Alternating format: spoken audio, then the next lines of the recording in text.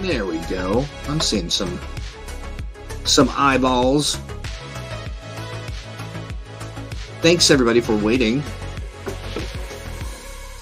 We've been, partying in the background, getting ready for this event. Oh, whoops! I'm hearing myself in my own ear. There we go. Not that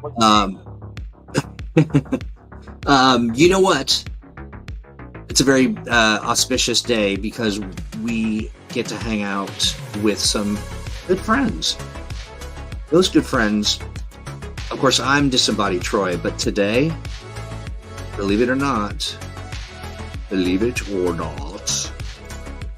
embodied. And I'm here with Alex. Troy. I'm the embodied Troy. I like to become embodied for an Alex joint because it's always fun. Let me put this music down a little bit, and then Alex, why don't you take it away? What are we doing today? Well, before I take it away, I do want to just say, if you are looking for more Titan City Adventure stuff, Chrono Crisis Adventure 1 is out now and is available. And it's really good. It involves a, Groundhog D-Day as the heroes get stuck in a time loop trying to rescue Golden Age bowmen from a Nazi guerrilla. What's not to love? Hey. Yeah. Only $5.99. You can find this in the Green Ronin online store, a link to which you will also find in the chat, as well as our show notes and things. Boom. There's the chat. Yeah, pick it up. Yeah, it's a ton of fun. You can pick it up either at the store, Green Ronin online store, or Drive-Thru RPG. $5.99 for a full-color PDF. Yeah, and it is just the first of 3 adventures that get increasingly stranger than the sentence I said to describe that first one. So, yeah, okay, good. Next one's got cowboy dinosaurs. Cowboy? Wait a minute, is it dinosaurs that are cowboys, or are you writing dinosaurs riding cowboys? Cowboys riding dinosaurs. I don't know. The first iteration, but so as everybody no doubt see, we are surrounded, I say, by pretty cool people. Who are they? Yeah. Why are they here? So we have gathered a lovely group of heroes tonight from our exalted Cape and Cal Club. Say hello, heroes. Hello. Awesome. I'll give everybody a chance to tell us a little bit about themselves and the character they'll be playing tonight in just a moment. I just want to say hello, everyone, and welcome to a special one-shot Titan City adventure called Last Rites. Thank you for joining us for a dose of superhero shenanigans. My name is Alex, and I will be your humble game master this evening. We are playing Mutants and Masterminds tonight, the world's greatest superhero RPG. Mutants and Masterminds is a RPG that generates exciting narrative superhero action through its D20 system. The central mechanic of the game is a D20 plus a modifier versus a difficulty check. The higher you roll, the better you do. The lower you roll, the worse you do. That central mechanic is super simple and allows a ton of flexibility for gamers looking to tell stories ripped right out of their favorite comics and movies. It's also a wide open character creation system to bring your ideal superhero to life. The last thing I want to brag about is one of my favorite game mechanics ever, the hero point. Hero points are a currency that players have to supercharge their actions in game. These points can be used to reroll dice, edit a scene to include something that the GM didn't explicitly describe being there, and even to modify or improve a character's powers for that extra oomph to get out of a sticky situation. They're earned by leaning into genre tropes, acting heroically, good role-playing, jokes I think are funny, jokes I think aren't funny, and suffering setbacks just like superheroes in other media. So, our heroes tonight are all taking on roles from the Titan City universe. For those of you who don't know, Titan City is a setting coming to Mutants and Masterminds that is fantasy noir. In 1907, the entire world found out that magic and monsters are real, and they've been doing their best to deal with it for the last 18 years. Math is hard. And by their best of it, I mean in their sort of J. Edgar Hoover kind of way, best of it. A 1920s and 30s government agency that is doing their best to monitor and accommodate for the monsters of the universe. Everybody, I just want to give you a second to introduce yourself. Tell us a little bit about the character you're playing, and then we'll dive on in. And I will start with Gerald over here on my left. Hello, my name is Gerald Scrimshire. And today I will be playing Galatea, the leader of the Titan City Amazons. It's not a gang. It's kind of a gang. It's not a gang. It's not a gang. And I'll pass it over to Jay Gray over here. We'll just go clockwise. All right. Hello, I'm Jay Gray. I am playing Hazel McVeigh, a 16-year-old that has manifested powers. Surprisingly, though most in his family, only the females do. And this is something of a problematic aspect because they think it fulfills an omen. It's bad news, so to speak. Yes. I'll pass it down to Devious.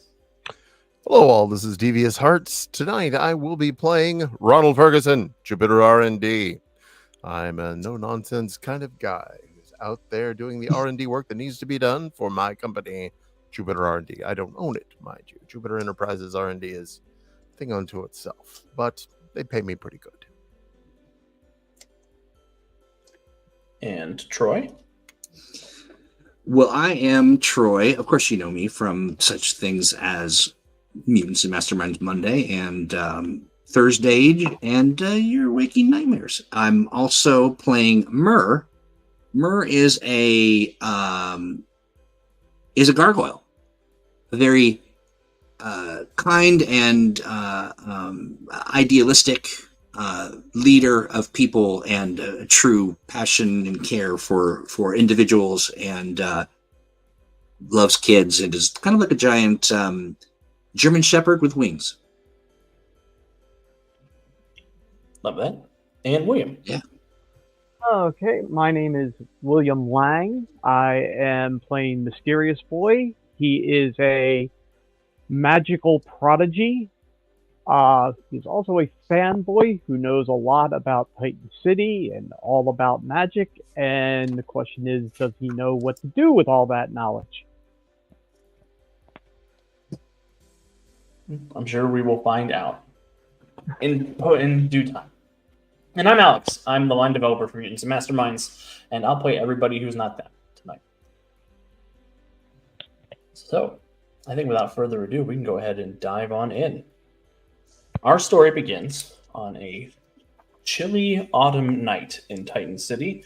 It is Thanksgiving Eve, the Wednesday before Thanksgiving, as our camera pans down from the heavens into the autumnal leaves of Smithburg, as a dark limousine is pulling up just in front of the St. Gabriel's Cathedral, which is a massive two-story stone church in the center of Smithburg, a neighborhood that is otherwise factories and shipping and logistics and all that fun stuff.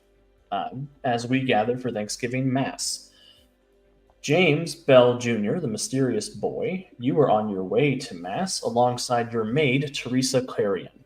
The housekeeper tends to keep you company during the holidays, as your father is generally too busy and important to worry about such things as family or caring about his son and all that good stuff.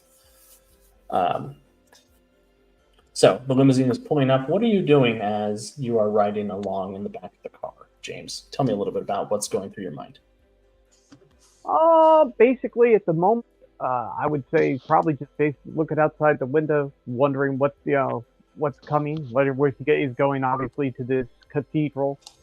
I assume at this point he is thinking about, just hanging out and socializing, and also basically probably going over spells and stuff in his head. Maybe because he's just a little bit of, he's just a little bit off on those things. He kind of obsesses about his work, so because he loves it so much. Amazing. Yeah, you do see outside there is a long line of congregants all making their way up the stone stairs under the overhanging arch, where standing next to the Monsignor is Myrrh, our gargoyle friend, who is greeting the congregation as they are coming into the church. Troy, will you tell me a little bit about what you are doing as people are coming in and people are stopping to sort of bow their head to you and say hi? it's my favorite part of the day to be able to kind of greet people. I love this place. I love the joy of it, the connection, all of the ceremony and circumstances that I'm not necessarily into God as much as I'm into just what a beautiful place this is, and a place of gathering and worship. And as people come up, I'm saying, "Oh, good to see you. How are you doing?" And they're kind of sharing bits and pieces of their life, and I'm just really enwrapped and paying close attention and really into what they're saying, and genuinely, authentically curious about what's going on. Awesome. Yeah, and Murr, you do see the limousine pull up front, and Teresa Clarion, who is a known congregant, she comes here every Sunday. She's in her Sunday best for this Wednesday evening, sort of dressed in a hand-me-down sort of coat, big puffy sleeves. She's got just a bright smile on her face, just very simple silver earrings. And she is ushering James Bell Jr. out of the car so the limousine can pull off as the two of them start making their way. How old is she? Teresa is in her 50s. Okay. James is 14. And we know each other? Yeah, you've run into her before. Okay. Is she coming? Is she near me? Yeah, she's coming up the stairs alongside William's character, James Bell Jr. Good to see you both. Welcome. It was wonderful Good to be to here see with you you again. You're looking absolutely lovely tonight. Today. Tonight. It is Thanksgiving Tonight. Eve Mass. Eve. Oh, gotcha. Yeah. Absolutely lovely. And good to see you as well. I'm looking at, what's your name? James Bell Jr. Yeah, and I think I know you, right? Like, we've met already. Yeah. So I'll be like, Yeah. James, good to see you too. He doesn't come to church every week, just when Teresa can drag him out. Nice. You picked a good day to join us. It's going to be a beautiful service. I'm sure it will be. Is it going to be a big crowd in here today? Yeah, it's one of our most well-attended events of the year. Is that okay? Oh no, that's perfect. That's perfect. Okay. Nice. Why do you say it's perfect? What? You're like me. You just love a crowd. Love to kind of see people coming in and enjoy stuff. Yeah, I love socializing and talking with the people here and letting them know all the stuff that's going on out in the world with the magic and I mean, it works so well. And obviously, you should know very well, being that you're basically a gargoyle and stuff that the strange and unusual in this area. Well, I one do- could argue that. What was that? Oh, I do love talking with people like yourself. Well, that's very flattering. Yeah, I think that we've got a lot to learn, and maybe the strange and weird thing is people not being aware of or connecting with people like me or other beings like myself. Yes, see, once they learn who you are, the more comfortable everyone will be. Absolutely, I couldn't agree more. Yeah. Yeah. Do you want to make your way in? And Oh, yes, please. Thank you. do I want to stay out? I mean, I imagine I want to greet everyone until they're done and then go in, or do I want to sit with these two?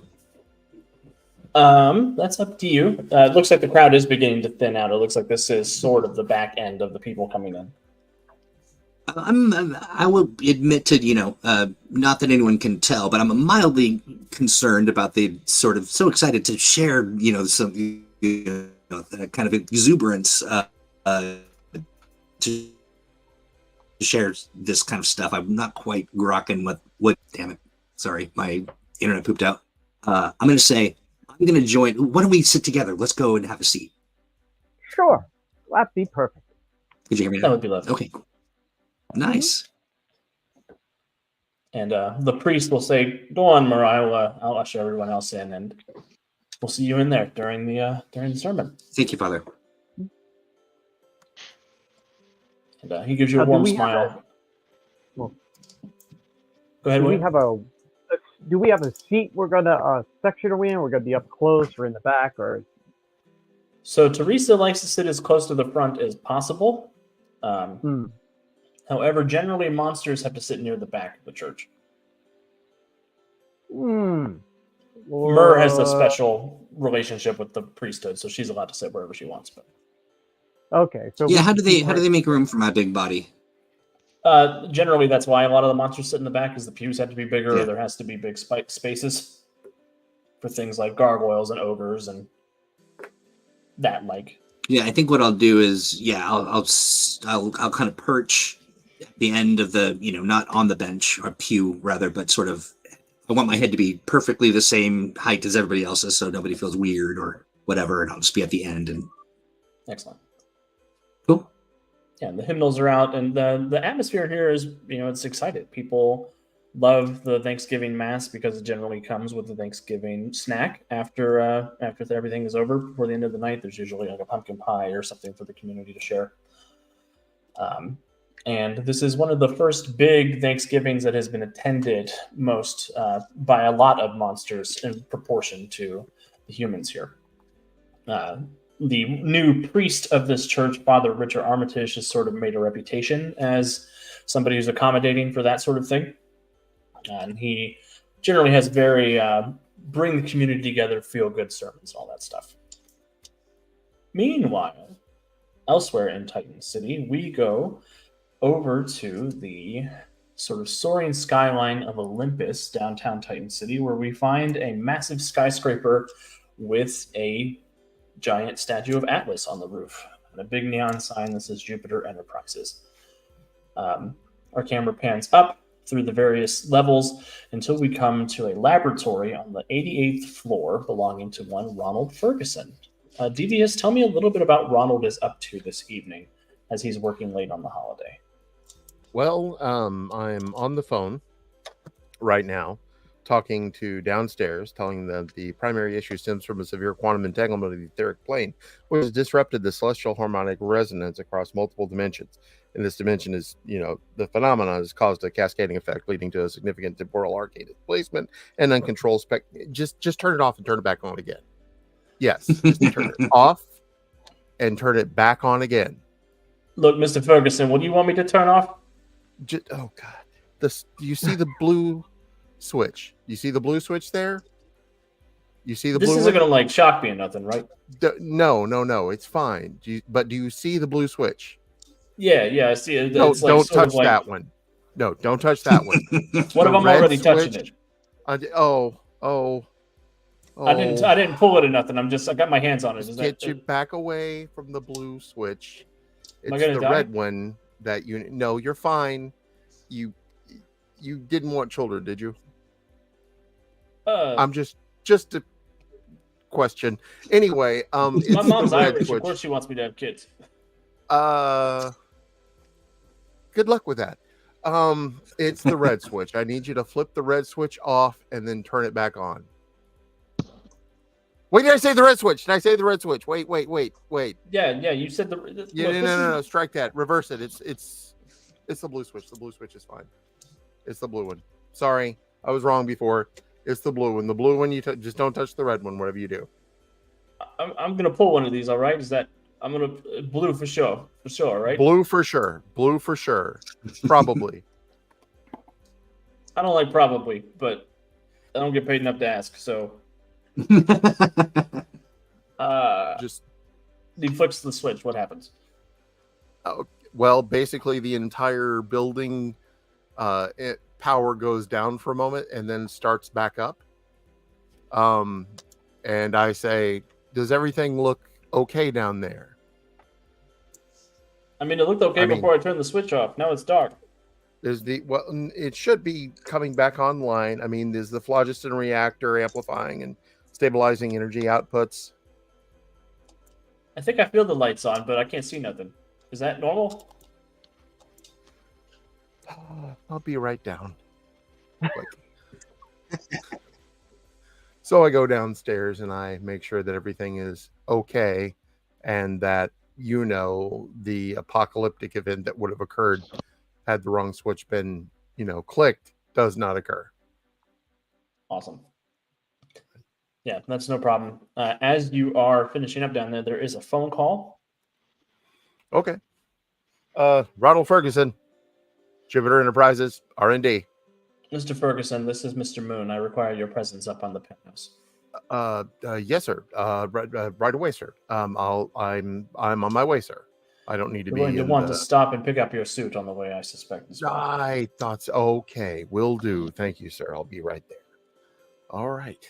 I basically head up to my lab and I suit up. What is the suit up montage like? Oh, it's nothing like Tony Stark's. I would like it to one day be like Tony Stark's. It's more along the lines of things closing and pinching and me going, ow, ow, ow, get it. Back open and then trying to like, ow, ow, rub. Okay, put that in there. Put the cod piece. Okay. And then the knees and the elbows. Okay, and now the chest and ow. Ow. Okay, helmet. All right, I'm in. I'm in. And I have to scratch my nose. Crap. Bonk, bonk. Oh, that's going to bother me. All right, I head my way up to Mr. Moon. Awesome. I also forgot to mention everybody starts with a hero point. I should have mentioned that. Yay! As you get to the elevator, Ronald, you are met there by a woman, sort of a towering figure in a sort of chromatic breastplate with a long cape, purple on the back, but the inside looks like a star field from where you're seeing. She does have a big round shield, and she's got a sword sheath at her side. And she looks at you, looks at the elevator. Have you been summoned to Mr. Moon's office as well? Do I know who this is? Yes, this is Otreya. She is the head of Mr. Moon's security. I look at her and go, yes, I have. Both of us have been asked for this. It's not a good sign. Probably not. This isn't about the alchemical photon exchanger, is it? Do you think? I don't know what that is. Okay. You didn't hear. There's not been, screaming ghosts experienced by anyone here, right? Never mind. To my knowledge. It's good. Okay, good. And the elevator starts going up and opens in. Elevator can withstand my weight. Yes. Or is it a freight elevator? Okay.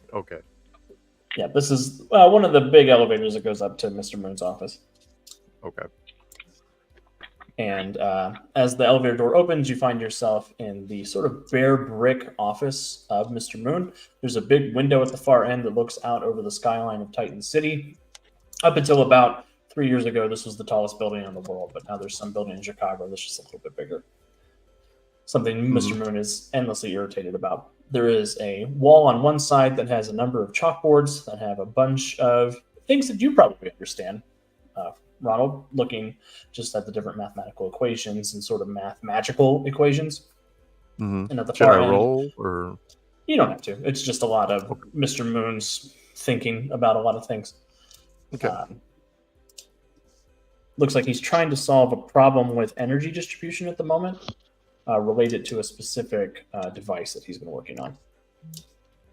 At the far end, Oh, I'm sorry. Go ahead. Yeah, at the far end, you do see a desk with a leather chair. Mr. Moon is looking out over the city, but he does a Bond villain turn as you guys step off the elevator. All right. Currently, he's dressed in just his dress shirt, sleeves rolled up to his elbows. He's got sort of scraggly blonde hair, sort of a sunken, gaunt-like appearance, and pale white skin with these piercing blue eyes as he looks up at you. My Mr. character Ferguson. I'm sorry. I was just going to say, my character momentarily gets lost in the equations, reaches down instinctively for a piece of chalk, and then realizes, oh, that's a bad thing to do that to the boss's board. I'll just mention it later. And then I go up to him.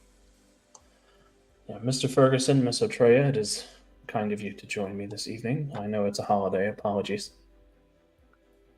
It's a holiday? Yes, I believe the natives call it Thanksgiving. Oh, yeah.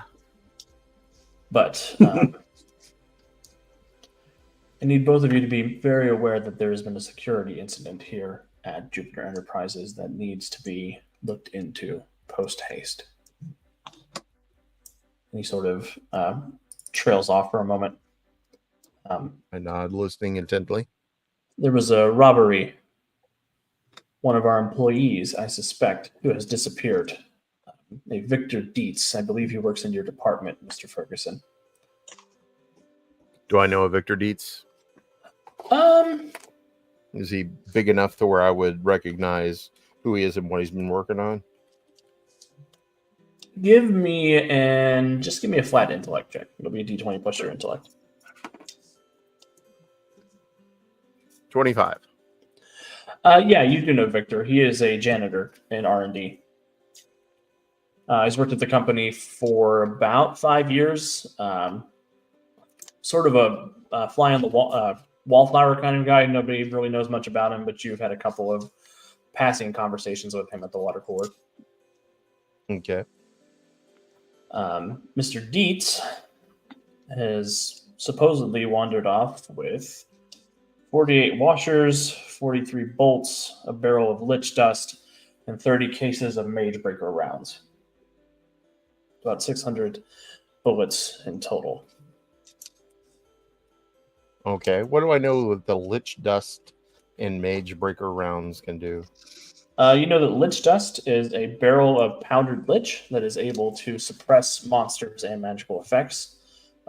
Organized crime generally uses it because it requires the dustification of liches to create, but it's a powder that you can sprinkle on things to make them stop being magic for a little bit. Okay. Mage Breaker rounds are bullets that are capable of piercing through mystical force fields, the kind that magic users tend to protect themselves with. Okay. And he also mentioned some washers, 48 washers and what? 43 bolts. Does that combination of washers and bolts mean anything to me? Or is it just like, yeah, he walked out with these boxes of this? Give me a technology check. Sure. 26. With the 26, as you're sort of racking your head about that, you can't think of any scientific reason that somebody would need an odd number of washers and bolts. It doesn't strike you as any specific kind of device that he would be trying to build. Okay. Recalling what has there been a long-standing string of missing things from the department? No, Like that things seemed- missing here and there? No, you are generally the person responsible for inventory, and you are pretty fastidious about that. Okay. All right. When did these go missing? Just today or? They seemingly went missing 3 days ago. All right. How often do I do inventory? Like every week? Yes, every week.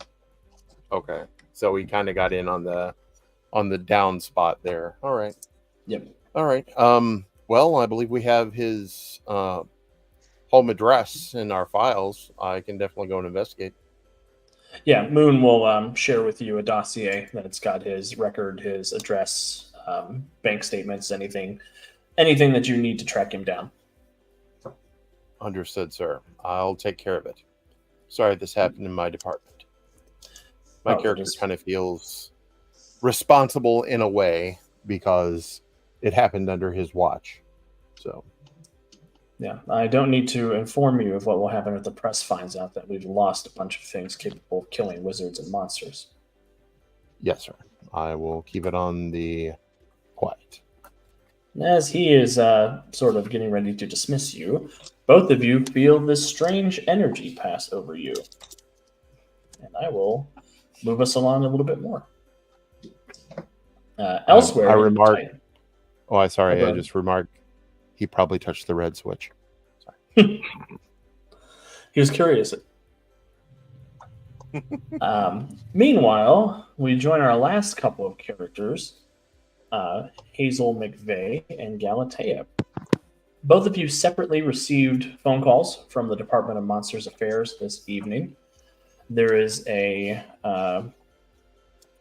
agent by the name of Marcy Derringer who has asked you to come and assist her with a domestic dispute that she thinks she needs your expertise for. Hazel, this message was originally intended for somebody else, but you intercepted it after sort of eavesdropping on one of the phones at your home. This is a good opportunity for you to sort of get out there and make a name for yourself and to prove that you're here to do some good. Sort of your take on it. Do I know who was originally meant to be? It was originally intended for your mother. Okay. All right. But yeah, we join you, Hazel, as you're making your way down the streets to the Department of Monsters Affairs office in Covenswell. Tell me a little bit about what you're thinking, what you're up to, how you're sort of presented as you were making your way down. Well, I am definitely viewing this as a way of taking some weight off of my mother. So like you don't have to deal with this. I'll deal with it. I want to show that I'm here to bring prosperity to the coven. So I'm a bit nervous, but kind of excited to make this opportunity come to fruition. Awesome. Yeah, so you're making your way down the sidewalk. You do see this sort of drab government building on the side. There is a neon sign that says Department of Monsters Affairs, Covenswell's branch. There's a couple cars parked out front. There's a few people in the waiting room waiting to speak to an agent. You see a few monsters of various descriptions. And you do see Galatea walk into the room, who is somebody known to you, Hazel, but you've not met them before. Gerald, tell me a little bit about how Galatea is making her entrance here at the DMA. Regal and slightly bothered. So I know this look very well. Yes. Like long strides, walking with purpose. Well dressed, almost dressed for an evening function. In a sort of a mismatch of sort of old-fashioned, old-world clothing and something almost contemporary, militaristic in like a jacket, but very well tailored. Excellent. When you see Hazel, basically button-down shirt, red, crimson suspenders is what they're called, I think. Mm-hmm. And basically auburn hair and eyes. So a little bit less sure of themselves than big strides. purpose belt. You'll probably looking around going, okay, where's the agent? What do I do? Like knowing to a degree what's supposed to happen, but not quite certain per se. Yeah, Galatea, you do recognize that Hazel is a magic user of some description.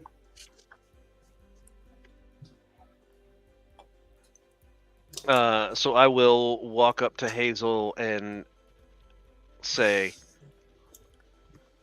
"Are you who I'm here to meet?" Yes, I am. What is this about? Oh. GM, am I aware of what exactly it's about, or am I just speaking out there? You know you're here to meet an agent by the name of Marcy Derringer. I'm going to give you a hero point for saying that. Yes, of course I'm the person you're here to meet. So mark that down. I'll say, yeah, I'm assuming you're Marcy, right? No, I'm here to meet Marcy. I assumed you were Marcy. Who's Marcy? Oh, Who is Marcy? There's a monster in the corner. Who's like, does she look like a Marcy to you, kid? I don't think that I'm sorry. Hi, Are you Marcy? No, I'm in line. I'm number Oh. 48. You see, they're on number 35 on the ticket number board. I go over and get a ticket. The lady at the desk behind the number ticket thing says, "Oh, what are you here to see?" I'm here to see Marcy. I was requested to come in. Oh, you must be the witch that she asked to help for. Okay, yeah. Yes. You and the Amazon, right? Yes. I look over at I got to like. Mm-hmm. Well, you don't need to take a number, sweetie. Come on. And she'll stand up and she goes over to the sort of BMV door and she opens it up to usher you and Galatea in. And there's a groan from some of the monsters who are in the waiting room. I mouth sorry as we go by. Galatea does not. I do not. No. And as you make your way into this sort of just rundown government bureaucrat office, there's a number of beige cubicles and doors. She takes you back to a wooden door with a frosted glass window that says Marcy Derringer on it. She opens the door and says, Agent Derringer, your guests have arrived. And Marcy will stand up. She's dressed again, sort of a flowy white dress shirt, pants up to the hips, kind of long slacks. And she has sort of a mousy dark hair, looks up from her horn-rimmed glasses, looks at all of you. Oh, thank you, both of you, for coming. Although, Hazel, give me an insight check.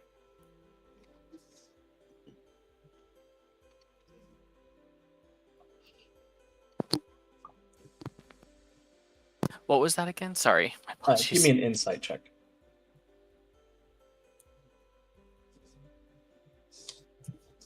So to do that, Roll a d20 and add the insight number on the second page of your PDF character sheet. So that is 17 on the die plus 8. So 25. There's definitely a look on her face like you are not the person I asked for. Sorry. I am here on behalf of my mother. Well, nice of the McVeigh Coven to send one of their scions here, I suppose. I hold up my hand and say, yeah, I'm Hazel. Hazel McVeigh. Well, good to meet you, Hazel. Galatea, thank you for coming on short notice. I have a situation that I need outside help with, and I think the two of you are probably my best bet for resolving an issue that I don't want the department to necessarily know about.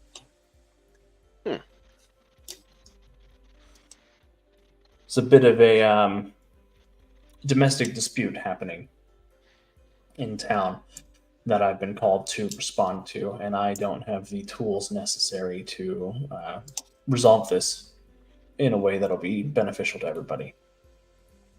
Can I tell you about it in the car? Certainly. Best be done with it. Excellent. Yes. Perfect. And she'll stand out, she'll put on her coat, and lead you guys out to her Jupiter Enterprises Model J. Kind of a big, blocky steel box of a car. She sits down in the driver's seat and gestures for the two of you to get in.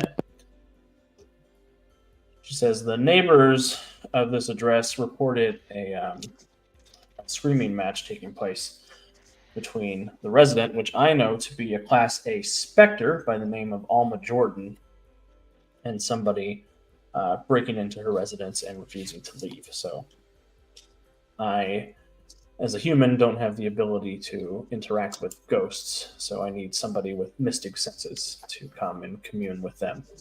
Try to bring this to a peaceful resolution.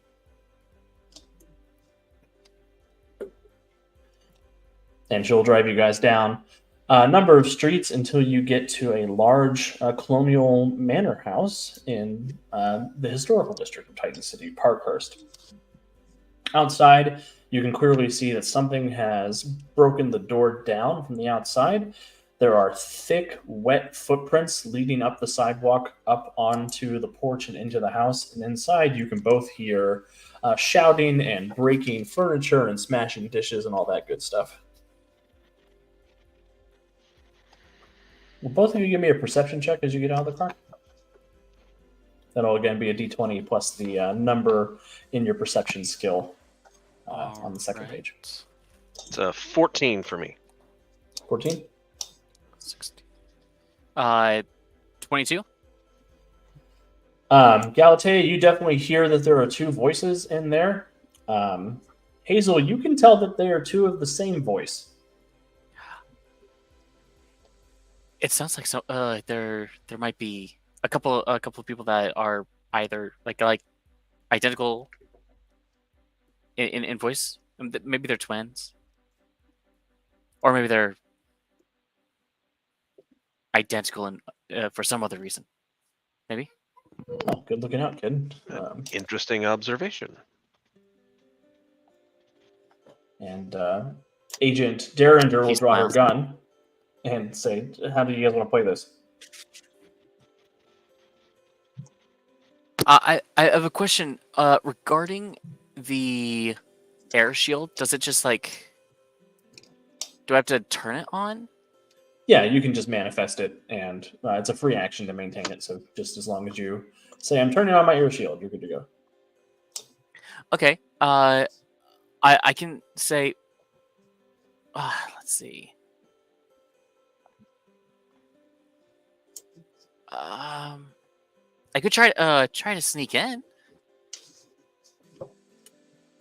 and see if I can figure out what's going on before we go in with a gun. Yes, I'm the sold. gun seems unnecessary.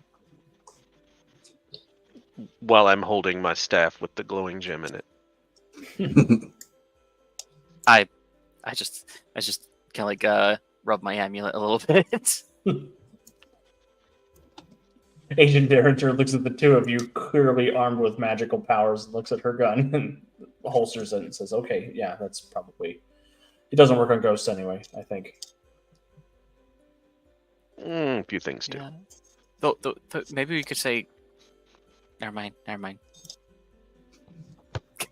Just, lowers his voice. It's like, so maybe I could just like sneak in through like a window. Maybe is there one? Yeah, there's windows. So I can fly to a higher one. So just in case if they're like on the a lower thing, I can go up and sneak in.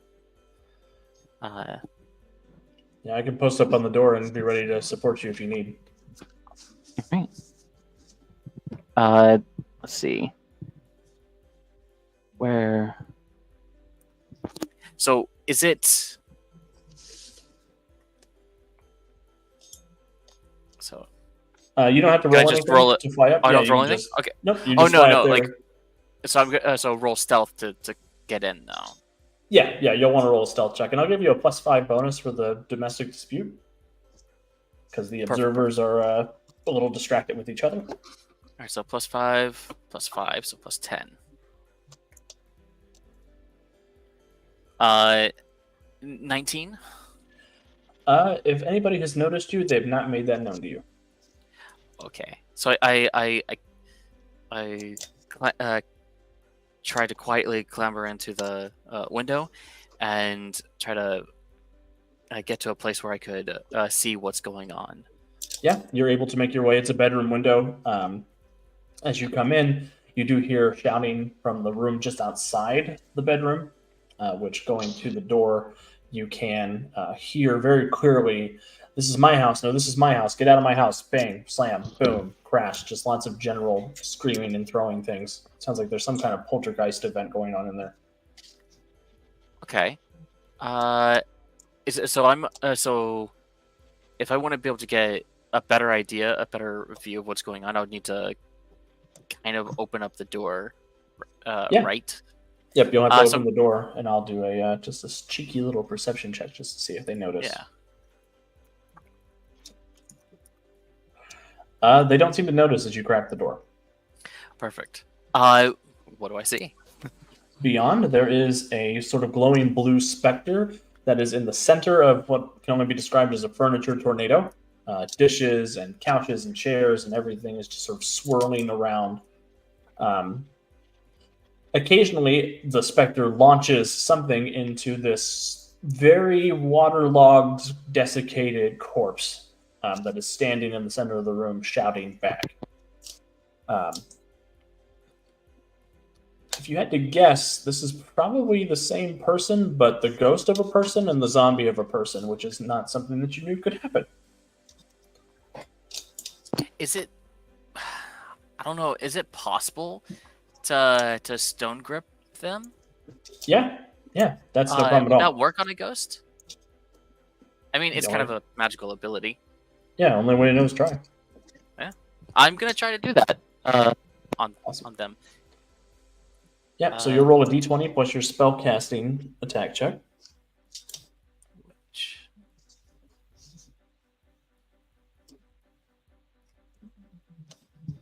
Do you know where it says that? It should be in your skills. You should have a ranged combat spellcasting ability on the second page.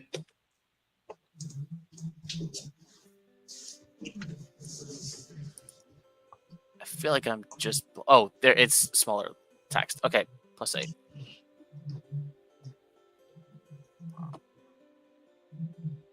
So 20 is 8 plus 16, 24 or 22? 22. 28. 22. 24. 24. Yeah, you're able to grab both of them. I won't make a resistance check for them because they're surprised and much less powerful than you guys. As the stone comes up, grabs a hold of both of them, the poltergeist swirling the furniture, that stops happening. The geist that's still, it's caught in the stone grip, looking very confused as to why something is physically touching it. And downstairs at the front door, Galatea, you hear the sound of wrenching stone as something grabs a hold of something upstairs and the yelling stops. Well, that seems significant. Come on, Agent. Do you want to go first? Yes. Okay. And I will create sort of a shimmering shield in front of us and kind of push it ahead as we go. Awesome. As you make your way upstairs, the glowing energy shield shows up at the top of the stairs, illuminating the room in this sort of emerald green light. Agent Derringer will step semi-bravely out from the shield and say, Alma Jordan, this is the Department of Monsters Affairs. We received a report of a disturbance. And both of them say, no shit, there's a disturbance. This woman's in my house, in unison. Oh dear. Boy. And as this situation sort of comes to a head, Galatea and Hazel, both of you feel energy surge into your bodies. And we'll be right back with them. Back at the church, James and Myrrh, both of you are settled in for Mass. Father Armitage has come out and has begun giving his sermon, speaking about the importance of community and congregation and the rites of gratitude related to the holiday that are often ignored by the more commercial aspects of it. I'm going to be watching just enwrapped, just like, agreeing heartily, kind of looking over and nodding like, isn't he great? I'm going to be kind of distracted actually watching Myrrh at this point because I'm obviously being the fanboy fascinated by the fact that I'm sitting next to a gargoyle to an extent. Nice. Mur, occasionally you look back to be like, see, and you notice that James is just like staring at you. Right, every time, just head in the same place, and staring right at me. How are you doing, James? Are you enjoying the sermon? Yes, I've been enjoying the sermon. I was wondering if you were enjoying it as well. Well, absolutely. It's he what the words that what he's communicating tonight is just speaks directly to my spirit. It couldn't be more closely aligned to my values. Okay. The woman in the pew in front of you guys shushes you. Oh, sorry. Hi.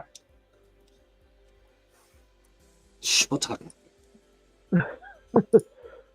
So, Mur would anything naturally be concerned. weird going on around here at the moment, other than just him speaking up on the stage? Do we notice anything going on?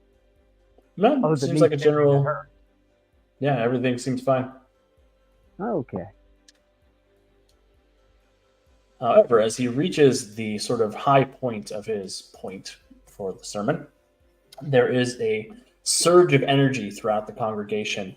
And Mur and James, you both feel this energy sort of pass into you. And simultaneously, in all of your scenes, anybody who felt that energy, there is a crack of orange light and a general sort of stasis that emerges from everybody around you. And a voice, Including us? including you. Oh. Mhm. And a voice appears in all of your heads and says, "To whom it may concern, my name is Julian Monroe, and if you are receiving this message, it means that I am dead. This must be rectified at your earliest convenience, or it will become everyone's problem. If I am not returned to the land of the living within 24 hours, every soul in Titan City will be evaporated from the surface of the materium and rendered into so many particulates. To show you that this is a serious threat, I must unfortunately share a taste of this pain. And everybody who is receiving this message, your souls sort of ignite with a burning pain that cuts into the center of your being. It lasts for a moment, but feels like an eternity as everything just sort of arcs and stabs into you. And as that subsides, Julian's voice cuts through your mind once more. To help you locate my body in essence, I will share with you a list of my aliases. Father Richard Armitage, Kieran Kelly, Marcy Derringer, Teresa Clarion, and Victor Dietz. And as all of those voices are ushered out, there is a cascading explosion of energy that sort of blows off the head of Father Armitage, explodes Teresa Clarion, Marcy Derringer explodes, and some you suspect elsewhere in the city, Kieran Kelly and Victor Dietz are having a bad time. The energy sort of passes through all of you and evaporates, and for a moment there is stunned silence around you until general pandemonium erupts. The members of the church congregation all stand at once and start to begin to stampede out, fleeing whatever just happened. Ronald, back at Jupiter Enterprises, Mr. Moon is holding his head as this energy has arced into him. And he's looking at you and Otreya, and he just gives you just this venomous look that says, "You must find Victor Dietz now." Yes, sir. Ow. Yes, sir. Ow. I nod. Can I get those names again? Marcy Derringer, Karen Kellen, Victor Dietz. Kieran Kelly. Kieran Kelly. Yep. Father Richard Armitage. Maybe I'm gonna share them. yeah, I was gonna say maybe paste them in our chat, then we can kind of refer to them, because I too was like, I know one of those people. Well, I know a couple of those people. Now wait, is one of them Williams, or not Williams, sorry, the mother? That's James not the is mom, housekeeper, yes. Yes. Oh, it is. Oh my God. Okay, great. If Holy I shit. He said understand all of these correctly, they are people we are physically near, Yes. right? So Physically near or have been introduced to as a problem. yeah. Yeah, and again, James, there is sort of blood and viscera from Teresa on you, sitting next to Murder. Oop. That's not going to be good. So I've got a quick question. Oh, yeah. No, go for it. No, please. Oh, I was going to say, I'm going to be slightly stunned by it, but knowing that I know so much about magic, I'm not. And being again the sample, I'm kind of intrigued as to how he pulled off the stunt and blew off everybody's head. So I'm kind of repulsed and at the same time intrigued, looking at the dead bodies at the moment. Or seeing, well, the headless bodies, I should say. So I'm going to be my reaction to all of this is going to be absolute. Like, I'm going to be stunned at first, but then I'm going to leap into action, and James is going to be thrown like on my back, and I'm going to try to tell people to chill out. Can I yell in such a way that everyone can hear me? Do I have any? Yeah, give me a persuasion check, Mur. One second. See what happens when you shush people in church. Says chat. Right, and I'm gonna really lay it on thick. 18, and it was persuasion. Yes, plus 6. So 24. Yeah. You are able to stymie the panic at the church. The group. Yeah, I'm just gonna yell, "Calm down!" I do want to give everybody a hero point, and I'm going to give Troy 1 extra hero point. Oh wow! So that should bring us Troy and Jay are at 3. Everybody else is at 2. All right, so I've got James. My apologies. Quick question: was there somebody around me that died, or was just attacked in some way? No, just you and Marcus had the message pass through you, but you were not one of the aliases, so you didn't explode. Okay. All right. It does sound like there are people panicking in the building, though. It sounds like there's and Otreya jumps into action. She says, "I'm going to go and lock things down here." Nod. Keep him away from the red switch. Okay. I'm going to ask James. James, are you all right? I'm fine, but that's not normal. No, it's not normal. We've got to get you out of here into safety. Just a minute. Maybe we should see what's going on here. I mean, we just. How old is this kid? He's 14. 25. He's 14. Is he 14? No. It says 25. That's the default on Hero Lab, but he's 14. Okay, 14. Yeah. Okay. All right. Eric of Norse Foundry is here saying hi. Hi, how are you doing today? Yeah. I have investigation. Stay on the back. Oh, I'm going to be very mothering to you. Yeah, I have investigation plus 6. Is there anything I can look at around? Obviously, the dead bodies at this point. But is there anything in the area that gives me an idea of what he did? Being a magic guy, I ought to have some of that for my. Actually, expertise. give me an expertise. What expertise did I give you? Titan City and magic. Give me a Titan City expertise. Okay. I'll give you a plus 2 circumstance bonus for familiarity. Okay. He's a plus 10 with that. I rolled a 9. Yay.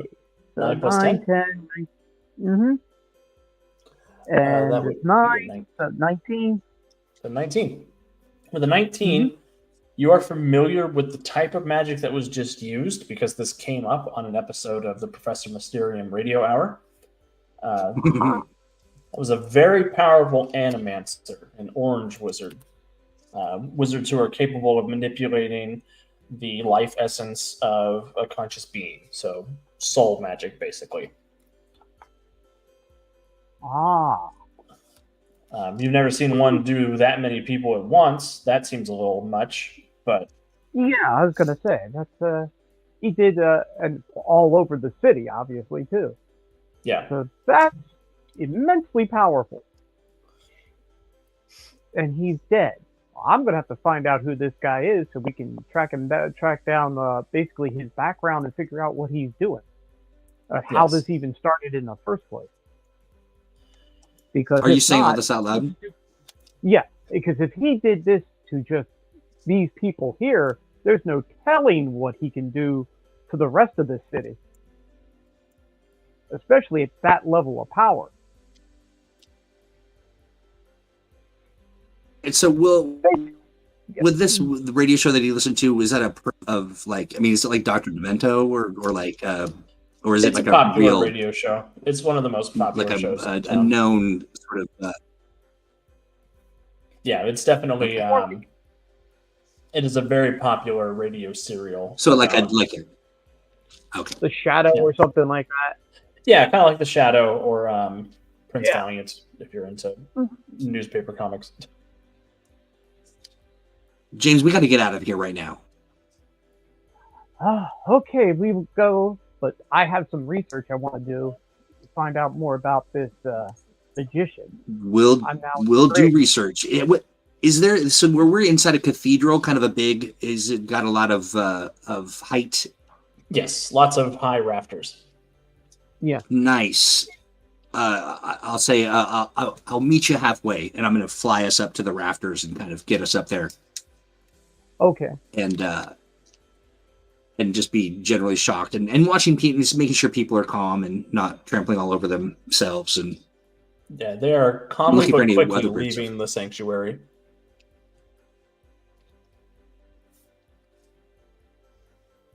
Okay. tell we're me gonna more have to about get- yeah. I was gonna say what I'm Go gonna ahead. have to do is I was gonna say I'm gonna assume that at my residence, at my home, I would probably have material that I could probably a library to look up some of this information, especially on the magicians. I'm gonna guess that's a thing that the first place I want to go because I want to find out who it is we're dealing with and how he got this powerful in the first place. Definitely. I will say, with Awesome. your almost encyclopedic knowledge of the serial, you have not heard the name Julian Monroe mentioned in any of the episodes. Yeah, so that's a little curious. So yeah, there'll have to be more. I was gonna say there has to be some sort of clue as to who and what he is. I basically I got an idea that maybe we should go. Like I said, I'll go back to my place. I'm gonna have to explain to my parents what happened to my, but that's gonna be a problem. But I Yeah. wanted to go and see if there's any books or anything. Can I find anything anywhere on them that I have? Maybe in Well, like then some sort I'll of. fly I us guess there. I have some books on lore of stuff like that too. If only there were fan wikis. Yes, we missed that back in the day. I'm hoping there's. I was gonna say, I assume he has like books because he's being a prodigy. I assume he has like encyclopedia, all kinds of Yeah. stuff on magic spells and magicians and stuff. Since he's such a fanboy, so Yeah, He pretty doesn't much know that- anything that you can buy with your father's money when he's not paying attention, which is most of the time. yeah. So I would Nice.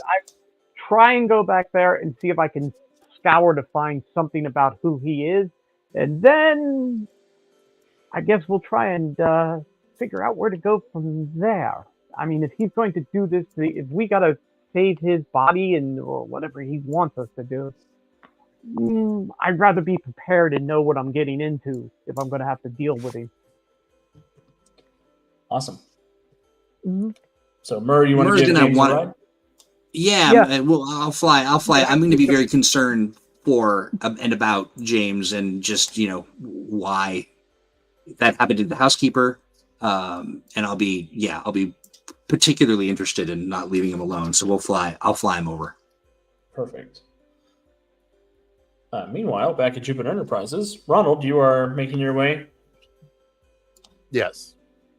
I have 1 second. I've made my way or tried to make my way as best I can flying to the only solid lead I have right now is Dietz. And I have basically kind of filed those names in the back of my head. What I am wanting to do is use my well-informed my well-informed advantage and my investigation to see what I can dig up on the other names. Awesome. Go ahead and give me an investigation check. 17. With a 17, you're able to find out a little bit of information about one of the other names. I'll let you pick which one. I will say Kieran Kelly. Kieran Kelly is a low-level enforcer for the Kelly Gang, the Irish mob in Titan City. You know that he has sort of been trying to fill a spot of Monster Whisperer that was vacated recently by somebody named Liam Slane.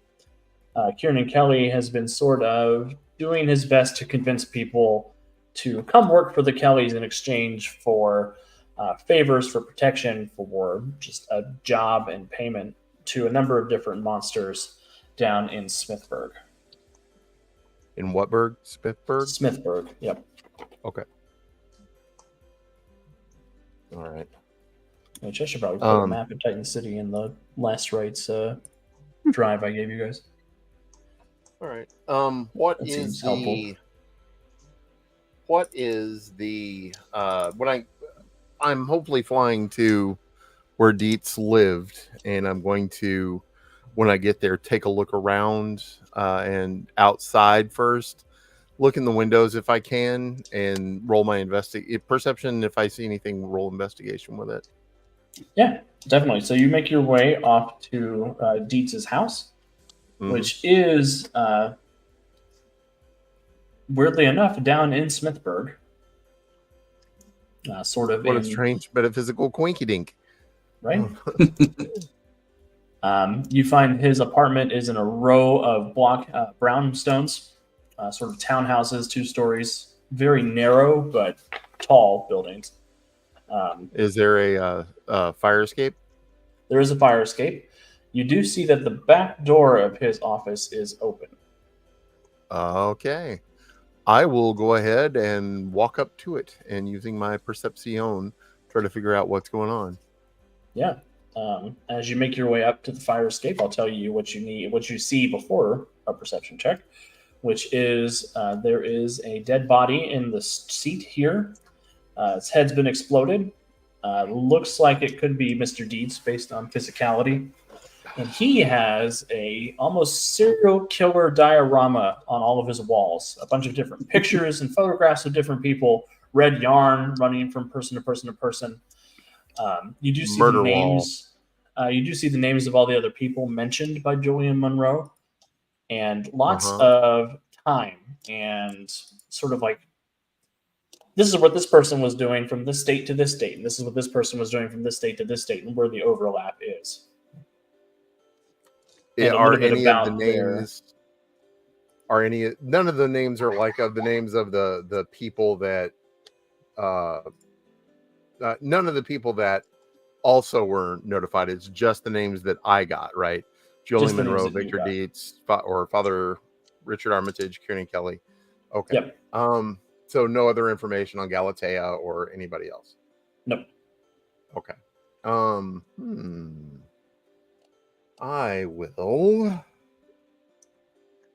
take. Give me an investigation check as you're taking a look at this information. We seem to like the number 17 again. Stop rolling just a 7. So with the 17, you get the impression, based on Dietz's sort of maniacal and fastidious note-taking, that there is overlap between these people's running into each other and then losing track of themselves for a week or 2 at a time. So they have gaps in their memory, basically? It seems like it. Dietz seems to be going from a theory that Julian Monroe is a possessing spirit who moves from person to person to person, taking them over for little periods of time here and there, living this sort of parasitic life in the midst of these 5 people. Huh. Okay. And Victor seems to be the only person who is clued in that this is happening to him. into the others. Can I narrow my focus of investigation? Basically, call around to a few people that I know. First things first, I'm going to call the police and let them know that there's a body at such and such address. Okay. How have I interacted with the police so far in Titan City? Is it best to interact with them, be on the up and up, or are they more prone to go like, "You must have murdered him"? Generally, Mr. Moon has a decent relationship with the police. Okay, then I will call them, let them know that I'm an employee of Mr. Moon. My name is Ronald Ferguson, Jupiter Enterprises R&D. I have found a body at such and such address. The body I believe to be that of Victor Dietz, a janitor, and I will look around specifically for mage breaker rounds and lich dust and washers and etc. Perfect. You do. The dispatcher on the phone says, "Thank you for the information. A lot of our forces right now are assisting with the evacuation of the city." Yeah, I don't think he's going anywhere. But there was a message for you, Mr. Ferguson, from Mr. Moon, directing you to check in at Club Tartarus to see who else is working on solving this issue. Club Tartarus? Thank you. That's what that's what the operator says. All right. You do not see any mage breaker rounds or lich dust around the apartment. Do I see any kind of... I'm looking specifically for anything like a key to a rental locker space, anything like that? Any notations about him having any other place where he might store anything? Yeah, give me a perception check. Perception? All right. Yep. Memento, poor fellow, or...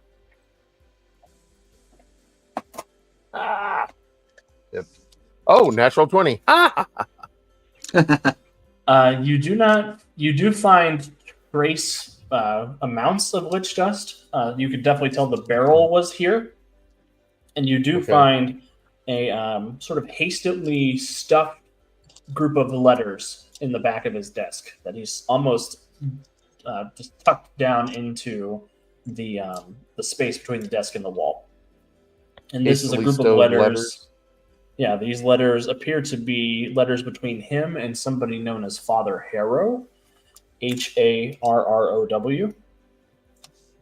explaining Dietz's role in stealing a number of monster and magic-using killing weapons for something they're calling the reopening of the garden.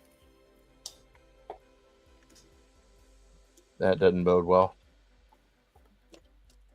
And there is a strange pattern in his letters to and from Father Harrow. Sometimes Dietz is overjoyed to be assisting with this project. Sometimes Dietz is sending him letters saying, "I have no knowledge of what you're talking about. Please leave me alone." Okay.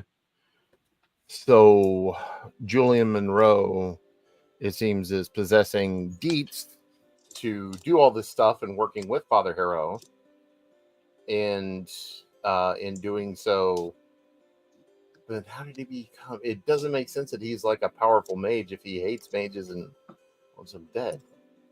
You get the impression that Dietz is working with Father Harrow and Julian Monroe is telling him stop that whenever he gets to take over. Okay. I gotcha. One moment. Father Harrow explains role in stealing monster killing. All right. Hastily stowed letters from him to Father Harrow back and forth, explaining his role in stealing monster killing items for the event known as the reopening of the garden, quote unquote. Does that term or phrase bring up any kind of remembrance of something? With your well-informed, go ahead and give me an investigation check. All right. 28. With the 28, the terminology being used, you recognize as being that of the children of Adam, ADMA. Okay. They are a human supremacist group in Titan City that believe that the Garden of Eden was created for mankind, and everything that the monsters are doing is a side effect of wickedness, and they all need to be purged in order to give God's love back to humanity. That sort of thing. Okay. I feel like Do I I've heard know that any- somewhere before. Do I know any figureheads of that Uh, organization? Father Harrow is known as the Blade of Jesus. He is the sort of fiery and brimstone leader of their organization. Yeah, because we all know Jesus carried a big sword, right? Okay. Always. All right. Anyway, so now that I have that, I'm going to carefully go over the letters as I'm going to do it as fast as I can, but then I'm going to make a beeline for Club Tartarus. Awesome. Meanwhile, back at the ghost house, in the aftermath of Marcy's head exploding, the zombie looks at the ghost and says, "You know what? You can have the house." And she runs off like she's going to go run back into the ocean that she walked out. So to be very clear, I'm sitting there, like kind of on, not fully inside the room, but at the doorway. Mhm. From Hazel's perspective, just holding the two undead of various sorts in place, and the other two That's came right. in. She can't run off. She's stuck in the stone grip. and then Marcy, upon coming out from behind the shield, just explodes. I mean, right? Like, not quite explodes, but like the head. Yeah, Am I after the correct? after the speech from Julia Monroe that everybody heard. Okay. I'm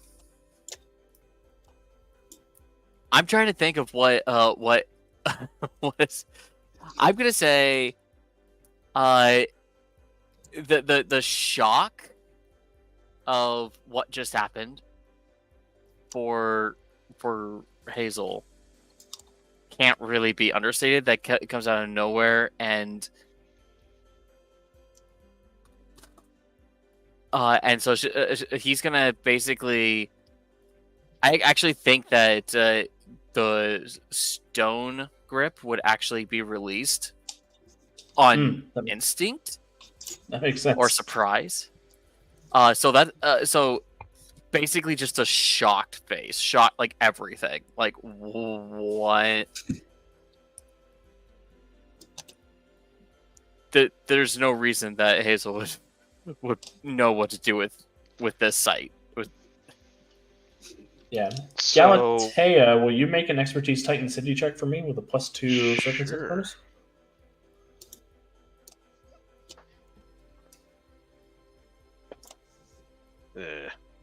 that is a 14 total. You've heard the name Julian Monroe before. He And was what he was one of the wizard lords of Avalon about 80 years ago. He was the one who was in charge of all the animancers, and supposedly he was killed in the Great Wizard Purge in 1863, about 60 years before this. Well, Monroe's been gone some time. Why now? By the way, Hazel dear, did you have anything to do with Marcy? No, of course not. No. No. No.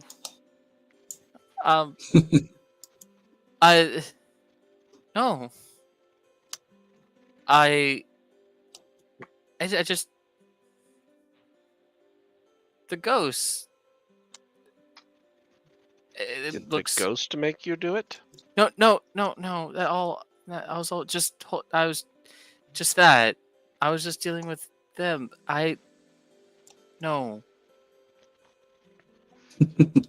I don't know. Maybe.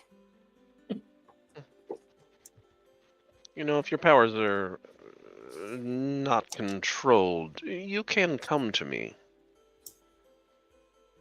I don't think it was me. We'll look into this further. Yeah, And he starts internally like freaking out. Maybe he is the cause of things.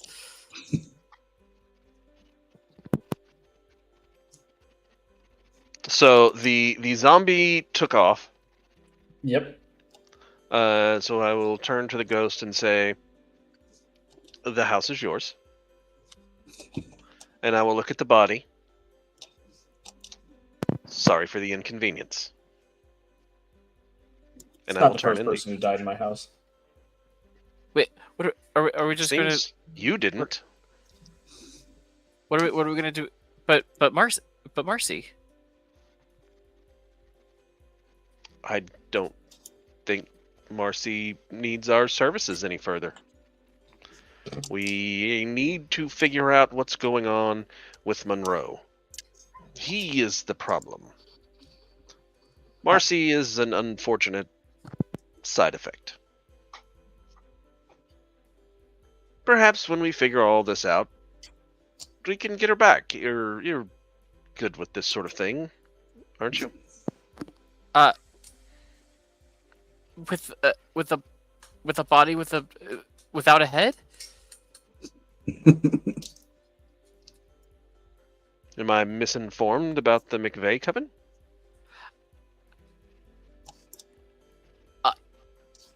He looks himself up and down and goes, "How old do you think I am?" Have they not trained you? Yes, of course they did. So, he's like, one second. Is there a phone in the house? Yes, there is a phone in the house. I'm just gonna call the cops to come here. Then we can go and do our job, so they can do theirs. Yeah. I'll call I'll call the cops. Awesome. As you call for the police, the line is rerouted until you hear the sort of smoky baritone voice answer the phone. Hazel McVeigh, is this you?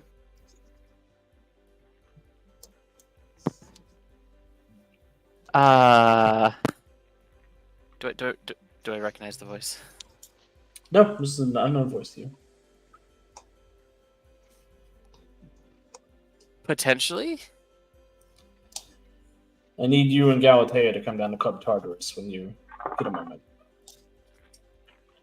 With a sinking heart, just can like tell the type of voice and understanding of what's going on. Like, okay, yes, we'll be there.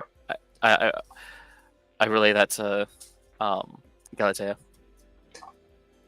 I'll send along one of my undertakers to pick up the body. We'll need Marcy's car keys.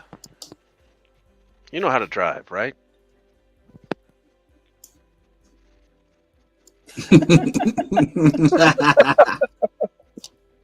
Gerald, I'm giving you a hero point. It feels wrong to call it a hero point, but Contributing to the delinquency point. Yeah. I'm going. I'll be like, okay.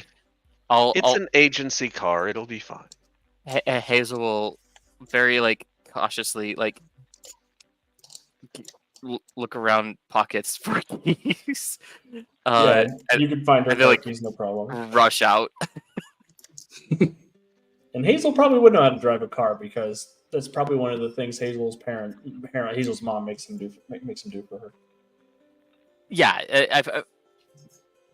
it feels like 16. Like one, cars were different back then, but also so were more likely to do that, especially with a high influence family. Yeah. Awesome. Myrrh, as you are flying off to go and drop James off at home, you also receive a sort of psychic message telling you to divert yourself and James down to Club Tartarus.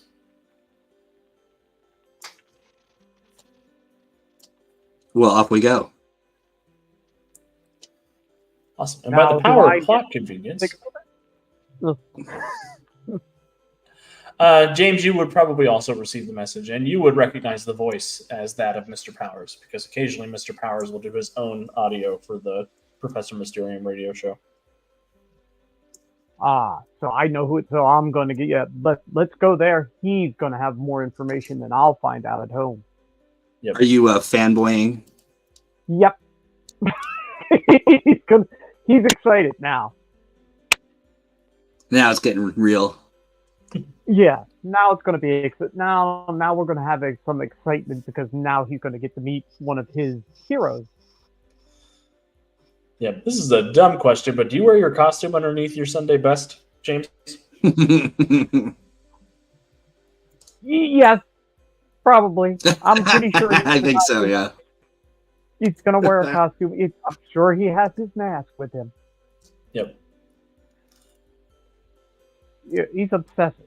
So you never know when it's going to break out, and you're going to have to get in the costume. Right. And a mask and a hat and a phone booth.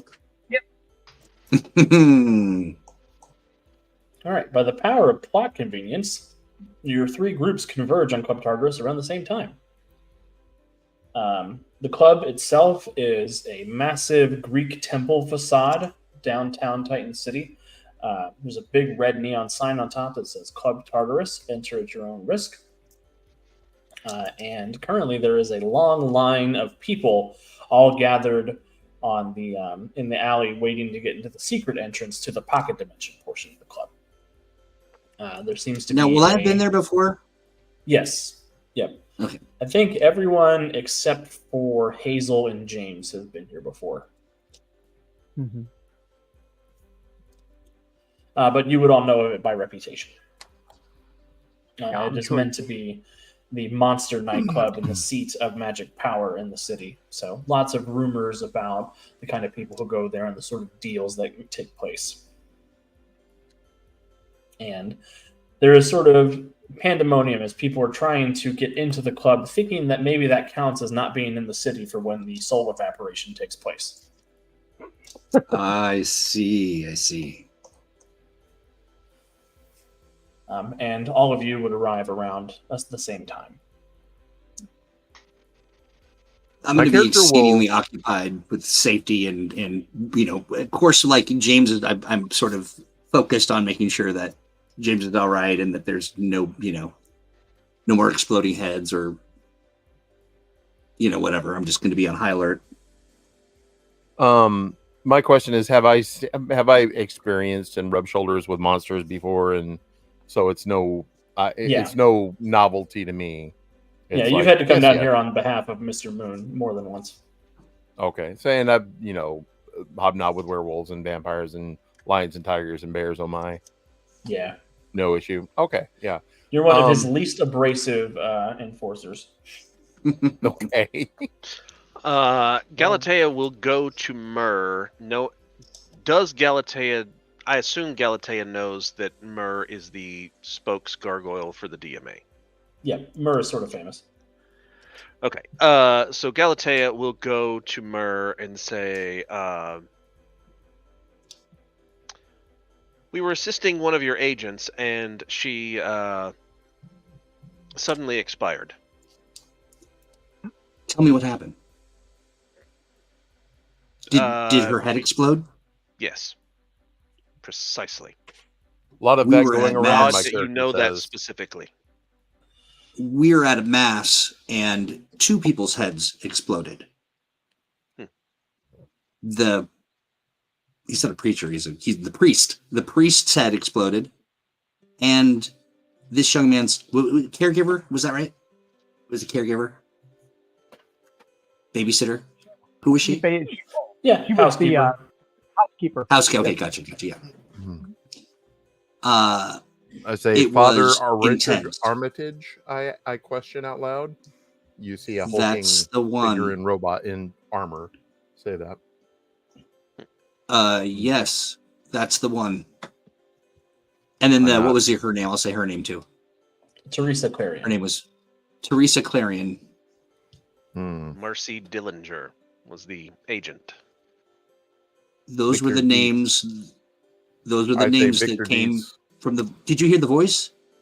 Yes. Yes. And Well, I we've heard got to those names stop as this. well. Yeah. Well, we've got to stop this man. Or this thing or this entity. Agreed. He's been dead for 60 years or more. Or has he? Or Clearly, has you heard he? the voice. I heard the voice, and he said that these were his whatever he said, using his words with perfect recall. Aliases. These were. What's that? He said these were his aliases. These were his aliases. He What was was he an occupying animancer. there? So I'm going to presume I know what that perhaps means. able to You know manipulate the the word- you know what animating the word force of alias living means. beings, resurrect the dead, and awaken animals and plants. Hmm. Well, there we go. Perhaps What does he knew want? Some way he apparently wants to be alive again, which I don't know if we can do. It seems like he also wanted to stop the situation. Victor Dietz was a unfortunate employee of Jupiter, but he was stealing things, equipment. Perhaps they should if you pay their will. employees more. Things. Yeah. That was not the reason he stole it, and we are well paid, by the way. Dental. Anyway. And What, my character what like things? defends my company. Let's just say things that would be inconvenient for monsters and mages to. We just have watched a used bunch of against them. people's heads explode, people that we knew and cared for. Can we not beat around the bush? What are these things? As I said, things that would be bad for mages and monsters to have used against them. I believe it's affiliated with a group called the Children of Adam, a human supremacist group. Father Harrow is the name of a I'm gonna bristle. individual that he was interacting with. Yeah, all of you would be familiar with the name the Children of Adam. They are a very vocal Well, this is hate getting. group. And Father Well, this is Harrow going is that from well known. worse to worse. My Does character probably go ahead. sorry, does Children of Adam have any like anything that that the Coven would know or would be dealing with on a often basis? They're definitely on the Coven's radar, but the sort of isolationist nature of them requires the children to come to Coven's well before they'll act. They're monitoring the situation to make sure they don't become a threat to your home, but they're not actively going forth to stop them from anything. Okay. Okay, my character is going to come over and basically say to everyone, because he's excited that he's going to get to go into Club Tartarus in the first place. He's like, look, I assume we all heard the same voice in our head from Mr. Powers. So why don't we go inside and find out what he knows and then start piecing things together? He has a little bit better understanding of things like this in this area, especially in Titan City. That way, Yeah. maybe we can all shed notes there and piece this together as to how to take care of it. The weird kid. That's in a the fine mask is suggestion, right. James. I Weird say kid the is weird right. kid in the mask is right, and go inside. Yeah, same. Everybody has I'll 3 follow. hero points at this point. I'm just keeping Nice. my tally back here.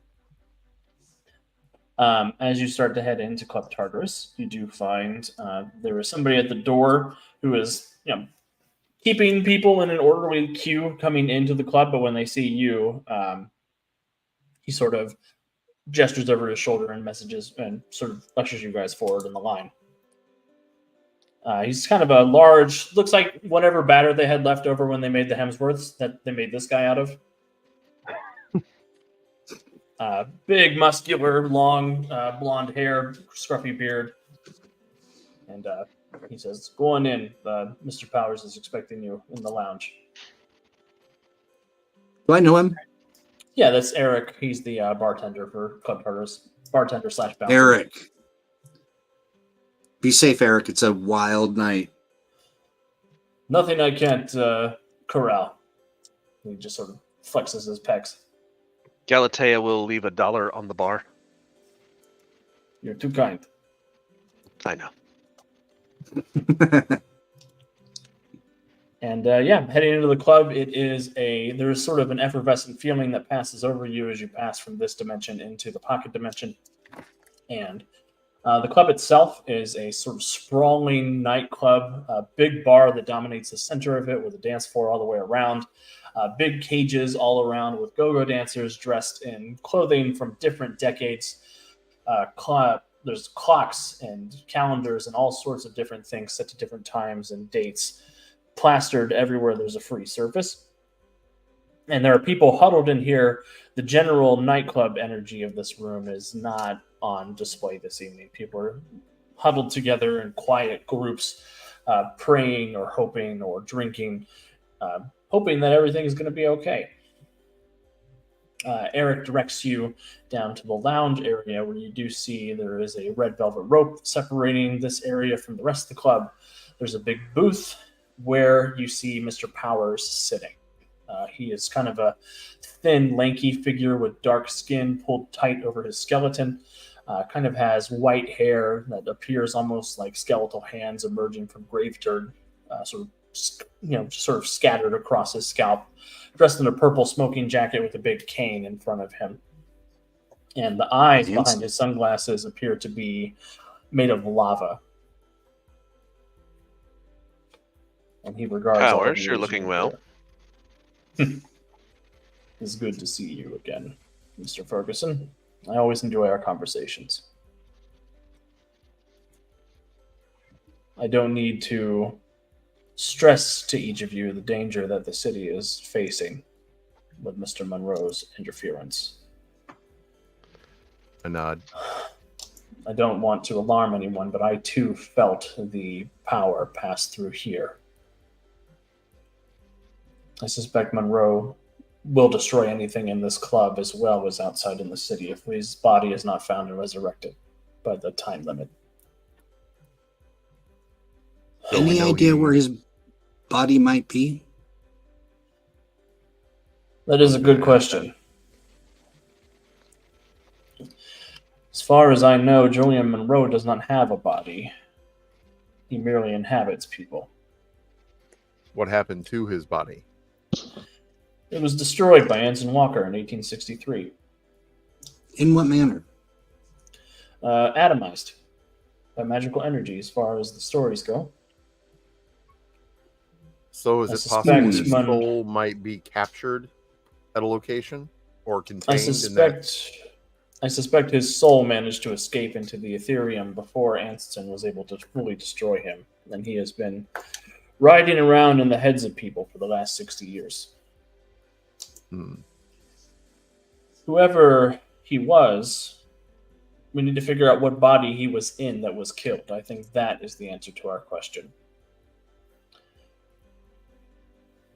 We have to go down the list he gave us and see which body is unaccounted for and then track that person down.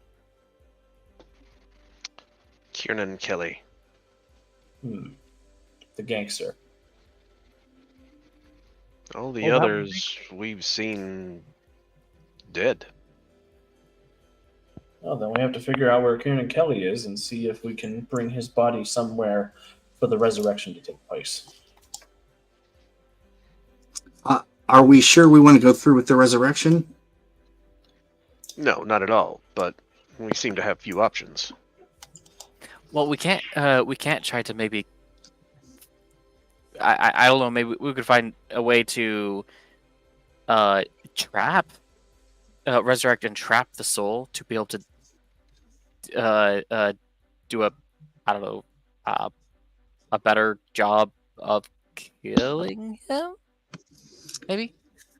I like where Yeah. your head is at, McVeigh boy.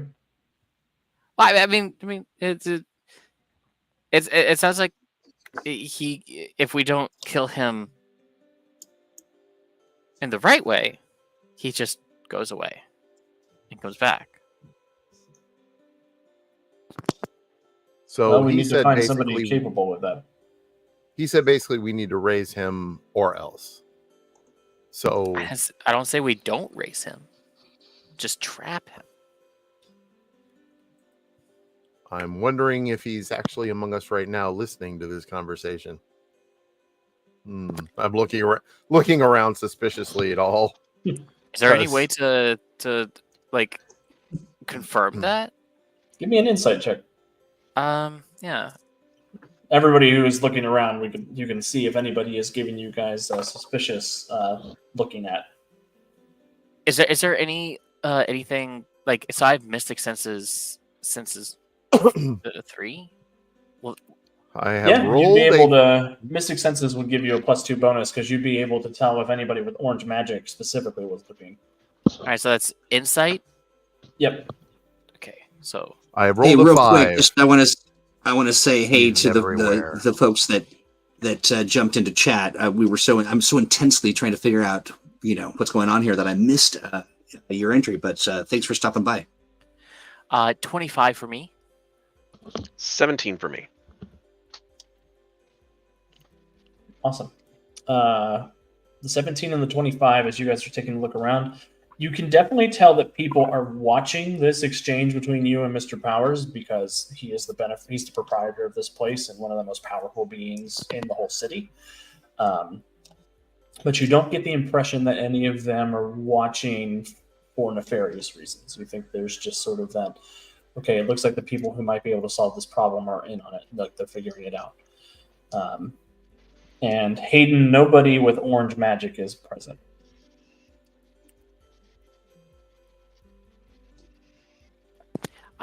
I don't think that we're being perceived by him. I think probably is fine. I don't sense anything. All right. Look, if he's got that kind of power, and we think he does have that kind of power, I say that we need to make things safe first. We can deal with who and what he is later. From what I can tell, though, he was trying to stop Harrow from doing an event called the Reopening of the Garden. Being the children of the Atom, I know that they have a desire to make things all human again. So I'm kind of perplexed about what that event could be, but I don't think it bodes well for your kind. No, it doesn't. Never does. I have no desire to help these people. Well, whether we intend to resurrect him or we intend to contain him, we do have to find the body. Step number 1. And we have to find all somebody right. capable of resurrecting. May I use your phone? Of course you can use my phone. I use the phone to contact Moon and give him an update on the situation. Also, I will use my well-informed once again, to see what I can dig up on the whereabouts, number 1, of Monroe's body, number 2, of Harrow's location, where he's at and where he might be gathering his forces. And all of the names on the list that we had, Dietz, Father Armitage, Kieran Kelly, Mercy Derringer, Teresa Claren, we've all verified they're all gone. Or is there one that we did? Nobody Kieran knows Kelly, nobody knows where Kelly is. I try to get information on him as well, if he's the missing Would one. I 'cause have an idea where Kelly would be? Being that I have the expertise of Titan City. Yeah, Seems give that me a seems Titan like City Kelly expertise. would have- What? Go ahead and give me an expertise Titan City check. You got it. All right. Roll the 2, and I'm a +10, so 12. And don't forget, you guys have hero points if you want to reroll. Yeah, actually, I do want to reroll. I don't want to live with a 2. So don't I'll forget, if take you one get a of my 1 to hero 10, you points. get to add 10 to it. I want to reroll, man. I rolled an 8, so it's 18. So 18 to 28. 28. You know exactly where to find any nefarious member of the Kelly gang, and that is the Foundry nightclub in Smithburg. That is their nefarious headquarters, according to the Professor Mysterium radio hour. Okay, so basically I tell them, hey, we need to go find Kelly, and he hangs out supposedly at the Foundry in Smithburg. We go find him there, and we question him. And that should Foundry, lead you us. say? Yeah. Interesting. What do we know about the Foundry? Well, I'm asking anybody who. I would Yeah. know, wouldn't I? Yeah, James knows that the Foundry is a nightclub that belongs to the Kelly gang. Yeah. Some interesting points about it. It does have a gold foundation specifically to keep the Fae out, because there are a couple of Fae creatures who have basically hits on the leader of the Kelly gang's head. Gold or iron? Gold? There's gold foundation and a wrought iron fence around the place. It used to be some kind of blacksmith before it became a nightclub. You know that generally the boss of the Kelly gangs, Mr. Kelly, holds court there. People go to him to make deals, to ask for civic aid, to ask for hits, to ask for bank jobs, all sorts of stuff. Gotcha. Are they hostile to the monsters? Like, are they part of the kind of the humanist thing, or is that the vibe, or would we know? With the 28, I'll say that James knows that the Kellys are most famous for hiring monsters into their crews. They're one of the gangs that tries to treat monsters the way that they treat other people that they bring into the organization. No, not necessarily a good thing, but as good as it is for a human to join organized crime. So are they basically like threatening and extorting them to, you better work for us or else? More, they extend an offer to the community of income, of community, of protection, sort of respect, the street level respect thing, rather than like a made man situation instead of coerced joining. Okay. The Russians are more famous for enslaving monsters. Gotcha. Is there like any rituals that I would be able to know to do in order to locate specifically? Because it's not really something that the McVeigh Coven can do. Well, I only say that because the character specifically is a ritualist. Hazel is a ritualist. Yes. Yep. Okay. You could try to design a ritual to do something like that.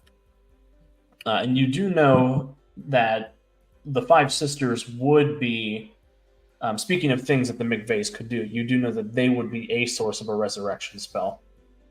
You could talk to your mom and her sisters about it if you. Yeah, I think I'll actually pipe up on that and say, I can also talk to my family about what we can do about the resurrection, or even locating Kelly as well. Any information would be really valuable. A quick question just for me off the character is, so I have soul projection remote sensing. Mm-hmm. What's the distance on that? I'm pretty sure you can go a long way. I believe it says 4 miles on the sheet. Does it say? Yeah, range 4 miles. Yep. Nice. So you can actually project for sight and sound up to 4 miles away. Okay, how far away is this nightclub? From Club Tartarus, I have a scale for that. Thanks to the wonderful mapping skills of of Chloe the cartographer. Go, Chloe. Beautiful map, by the way, which you'll see center screen. It's about 12 miles away, roughly. Okay. You'll have to get closer. I feel like a shtick of mine probably is going to be, fly near a thing, astral projected to it or whatever. But and that's what I'm thinking about. I'm kind of sharing some strategy, like how do we want to make sure that we're safe? How do we want to make sure that, clearly, if we find this guy, it's not going to be, what was his name, Kiernan? Kiernan. Mhm. O'Brien? Kelly. I don't suppose there's any park over in Smithburg. Yeah, there are parks over in Smithburg, around the Big one. cathedral specifically. Do we? Is that right here? Yep. I mean, we could always ask. Could always ask the trees what's been going on. Intel is intel. So you think we should go to the park? And how far? How many miles away is the park from the nightclub? It's about 10 to 12, somewhere in there. Okay. Oh, from For the record, nightclub, the- Yeah, for the record, the nightclub is over here underneath Olympus. That sort of rectangle building underneath the M. Okay.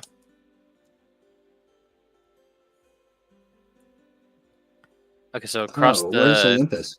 that channel. Yeah, across the channel that leads over to Smithburg. Okay. Oh. You're not far from a subway station too, so you guys have an easy ride over there if you want to all ride the subway. Or Merc can carry all of you, I'm sure.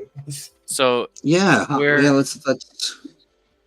so two options for Hazel is to go over to a park, talk to a plant, and then or go north to Coven's Well to talk to Mother. Mother. To Would you- be fair, there's a bit of nervous about talking to his mother after having intercepted a message specifically for her. So there's a little bit of apprehension there. Do we want to split up? Do we want to? I suppose it would be more economical as far as time goes. That's true. Devious, when you check in with Mr. Moon, he will share the information that he has. He'll say that you need to absolutely keep Julian Monroe away from Jupiter Enterprises. Julian Monroe away from what? Jupiter Enterprises. He has no desire to have Julian in the building.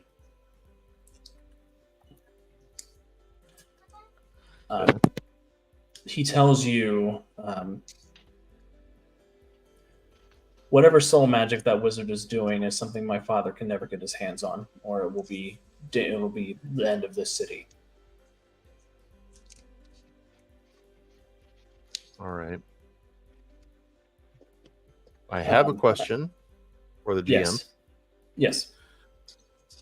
If I am trying to create a device that basically is a dimensional or a portive attack, dimensional travel usable against others and attack, is there any way to up the DC, or is it stuck at DC 11 because it's only that level of power?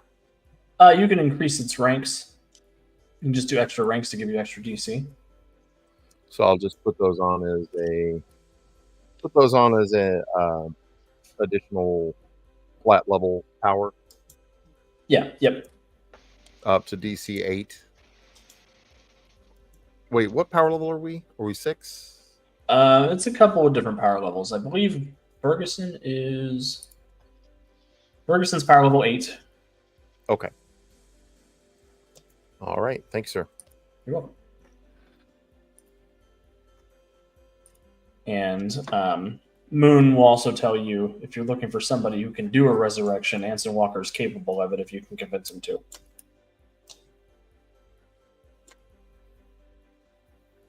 Well, knowing we can do it is, I suppose, half the battle, even if we haven't decided whether or not we will. Yeah. But as you guys start thinking about where to go next, I think now might be a good time for us to take a quick break to go to the bathroom, refill drinks, snacks, all that fun stuff. Okay. Sounds good. Thanks, Good sir. idea. You beat me to it. I'm writing right now. We'll be right back on it. Awesome. How we're gonna do what? 5 minutes? 10 minutes? Yeah, 5 minutes should be fine. Okay, Okay. great. Excellent. Want to thank everybody who's watching, and we'll be back momentarily. In the meantime, make sure you go over to the Green Ronin store and buy everything. Just Everything. buy it all. And we will be, I'm talking very slowly as I upload. We'll be right back. Thanks, everybody. Nope, that one's Nick. You guys don't have to wait. There it is.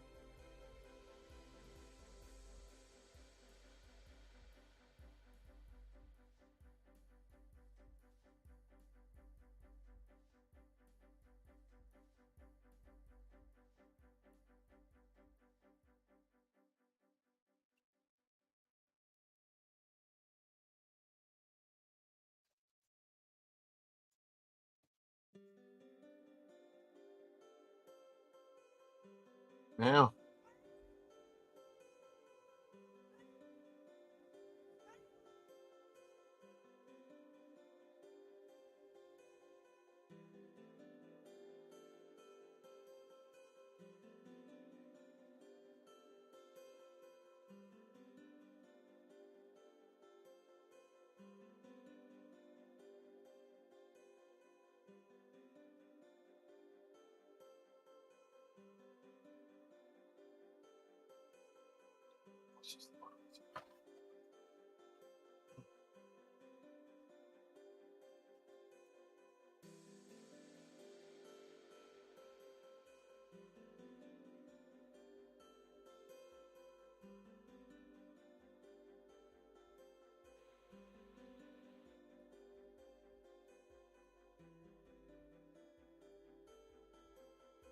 Mhm.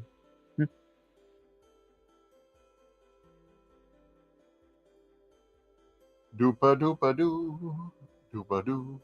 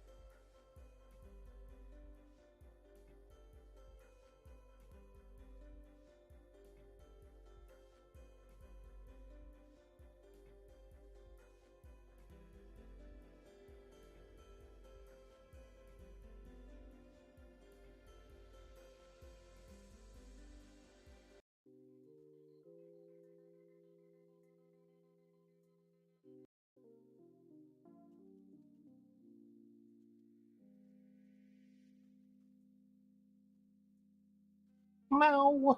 Why are you meowing? What are you bitching about?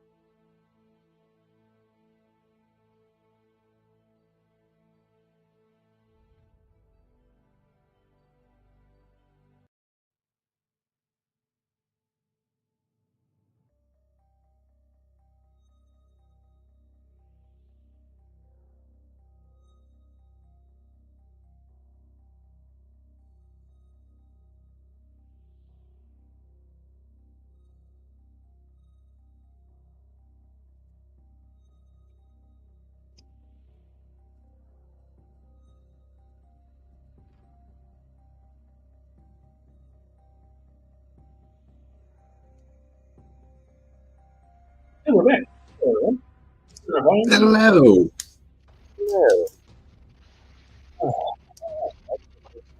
Hello. Our heroes are having the best Thanksgiving ever tonight. Woohoo! People It's got a blown holiday? up. What? People had to go to work. People got exploded. People went to a nightclub. Somebody lied to their mom and stole one of her phone numbers. Shame. What? Having a great What? time. Shame. Yeah. We left off with our heroes with a meeting with the legendary Mr. Powers, who gave them a couple of points of direction to go towards with their investigation. We need to find wherever Kieran and Kelly's body got off to, which our powers combined have confirmed the best place to start looking is probably the Foundry nightclub in Smithburg. Are any of the things that are in place, any of the countermeasures they have in place, going to affect anyone here that I know of? I was going to ask that for my monster state. Should not be a problem for anybody here. All right. Real quick before we start, real quick before we dive right in, what does immunity to unliving mean in the context of my powers? It means that you are immune to... You're immune to fortitude effects. You don't have to worry about fortitude effects. Nice. Yeah, so if anybody hits you with an affliction that says resist by fortitude, you're like, nah, I'm good. That's quite fortuitous will. for you.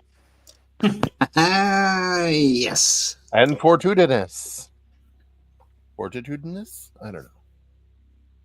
Fortitudinous. They also realize that they need to find some way to either contain the soul of Julian Monroe or resurrect his essence. So far, a couple of names have been floated as a possibility. Anson Walker is a potential person who could do a resurrection if found and convinced. And the McVeigh Coven. Hazel's family might be able to do a resurrection if they could be convinced. So there was talk about possibly splitting the group before we went off to break. So let's just jump in with that. I may have a way to temporarily contain the spirit, depending if we run into it. Something I've been working on. I did need to spend one of your hero points, Stevie. I did? I did need to spend one of your hero points. It is spent. Consider it spent, sir. We have 3 each or 4 each? Just 3 right now. Now I got 2. Yep, everybody had 3, but William and Devious are down to 2 thanks to spending. Mm-hmm. Gulp. A very scientific method of keeping track.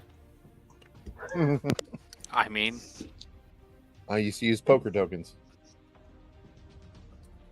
That's what I used at the table, but all my GM stuff is out in my car for some dumb reason. I'm using little Deborah snap cakes to track mine. Not really. I just wind up eating them and running out of hero points. Something is like, you should use candy for hero points. No, you should not use candy for hero points. I will eat my hero points. Exactly. That is bad. Might be a good excuse to get people to spend them, though. If it's like Yeah, that's true. If it was like broccoli florets, no problem. Sure. Or even worse, licorice. I would. Licorice, sure. I would not eat that. I think there's. So Hazel is actually gonna say, if we're going to plan to try to do anything about him once we have access to do so, we'll probably need my mother. So I'll go up there. Do you think going and contending with your mother alone is the best course of action? Will she soften up a bit or be easier to deal with knowing that? I mean, it all depends on your perspective on how exiled is a compromise. So yeah. Well, do you want someone to come with you?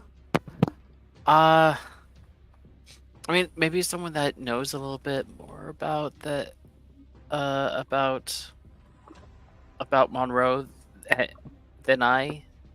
It's someone that could actually attest to show that I know I'm coming from a place of education and not. That you're doing something smart and not something dumb. Yeah. Yeah. I can be pretty persuasive. Weirdly, Galatea fits that bill too. It's true. Well, should we go there first just to secure that contribution, and then should we send all of our persuasiveness to one place, or perhaps are we going to approach the Kelly gang? I feel like it's the one thing we are certain about. We should probably do that with some expedience. Yeah. Do we want to send one group there and one group to the Coven? That was my original thinking. I mean, I could astral project into the club potentially if there are protections in place, and then report. Do we have any kind of a psychic connection or talking or any of that kind of thing? Mr. Powers can give you some Rocky Talkies. Thank you, Mr. Powers. They're magic stones that you can speak into. Nice. They're called Rocky Talkies. Okay, I wasn't sure if I misheard you or okay, Rocky Talkies. I like that. Nice. I love it. Sending stones, no Rocky Talkies. Rocky Talkies.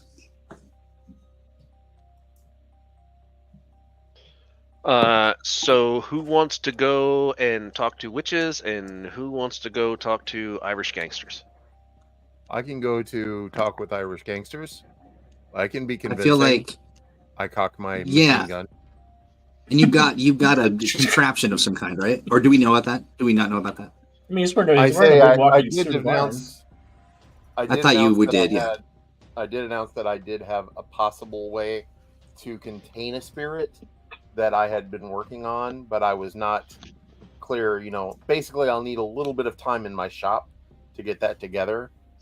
So basically, Alex, I would go make the necessary time in my shop to go get that done, make the roll, and spend my hero point to. I'm thinking that if we end up finding Kilbarney McPatrick at this club, then it's probably a pretty good chance that he is currently possessed by. Well, Our it villain. seems he is currently dead, and we're looking for his body. Possibly, because if he's still up and Possibly. ticking, that might be where the soul is.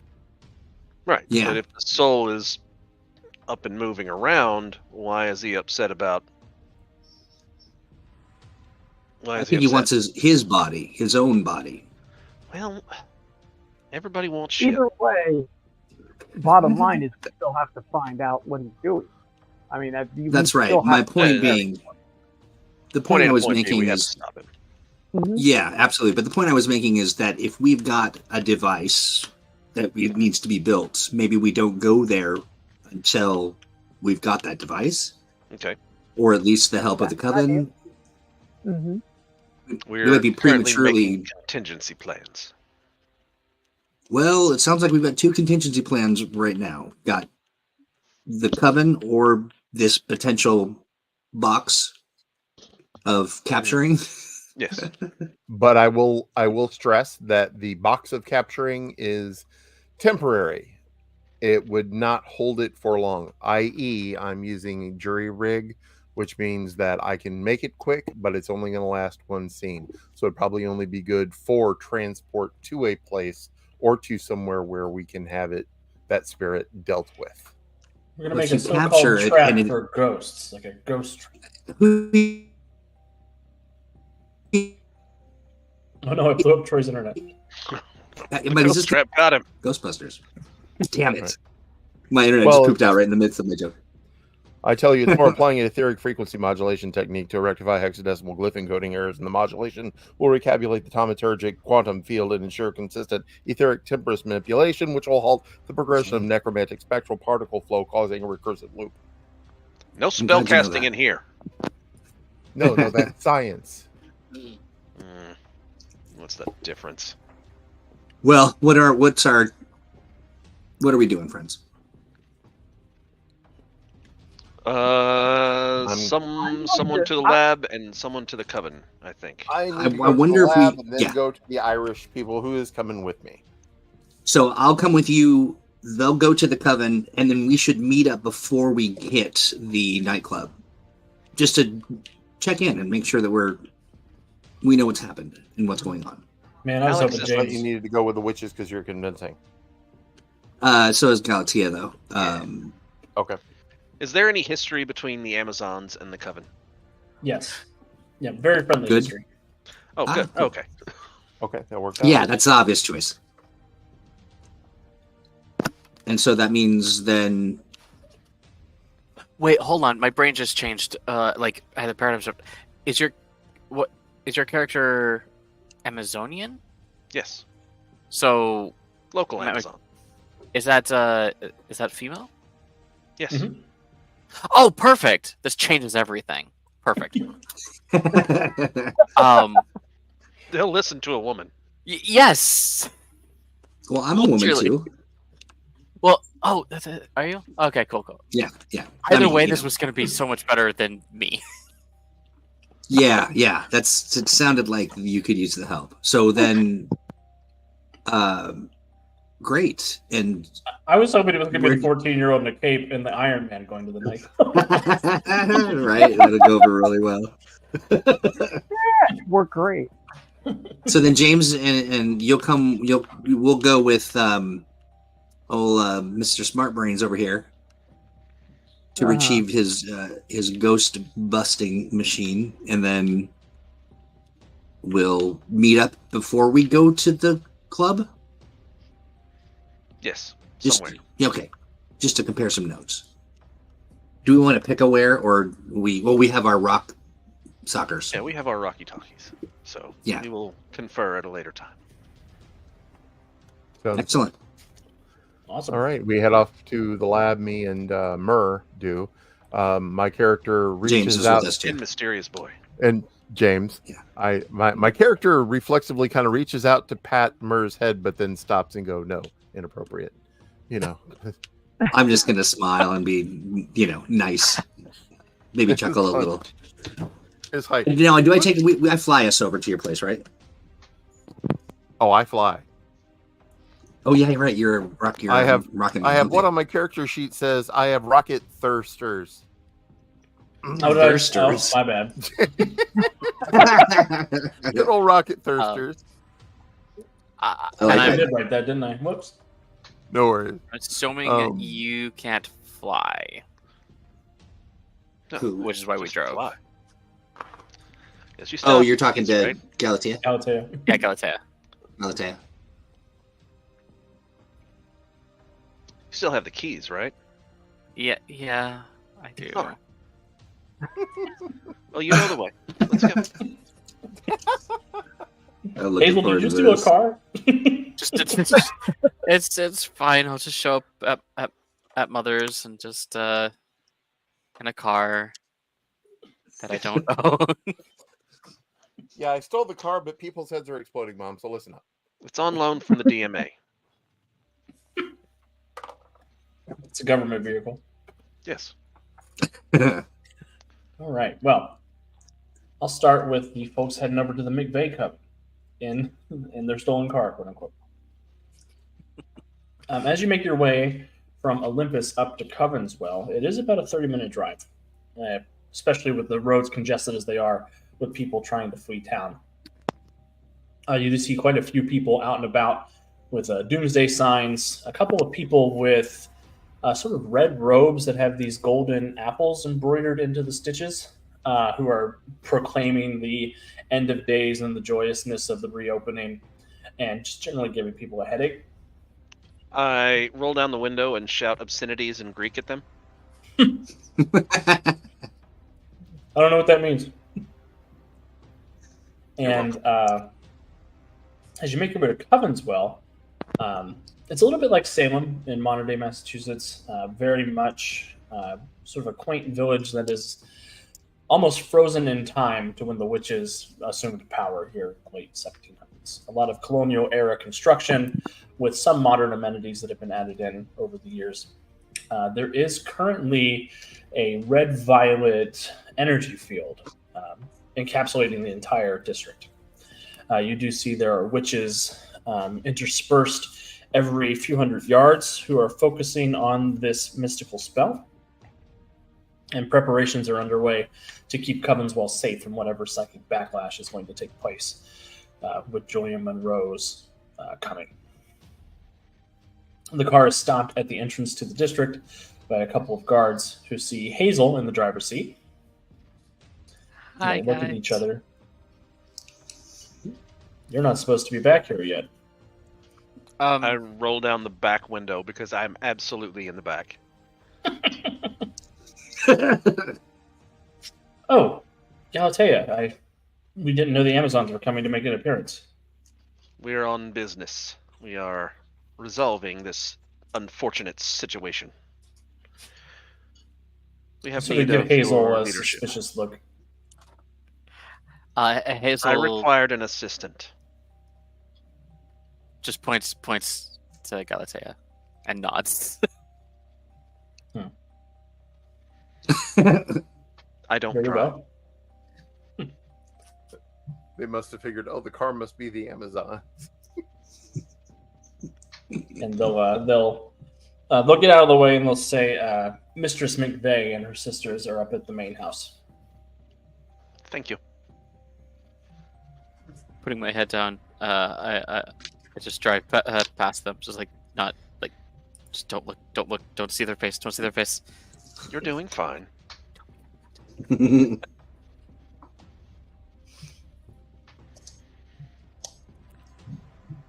And as you make your way up to the central building, it used to be Town Hall here in Covenswell, it was its own village. You do see there are more witches gathered out front, organizing into teams to go and reinforce the force field.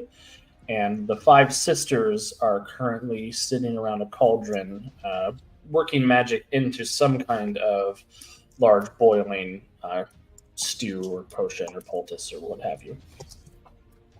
Hayden, or Hazel, you recognize your mother. She sees you and gives you a stern look. Hi, mother. I know you're busy, and I know that things are. I know where I'm supposed to be.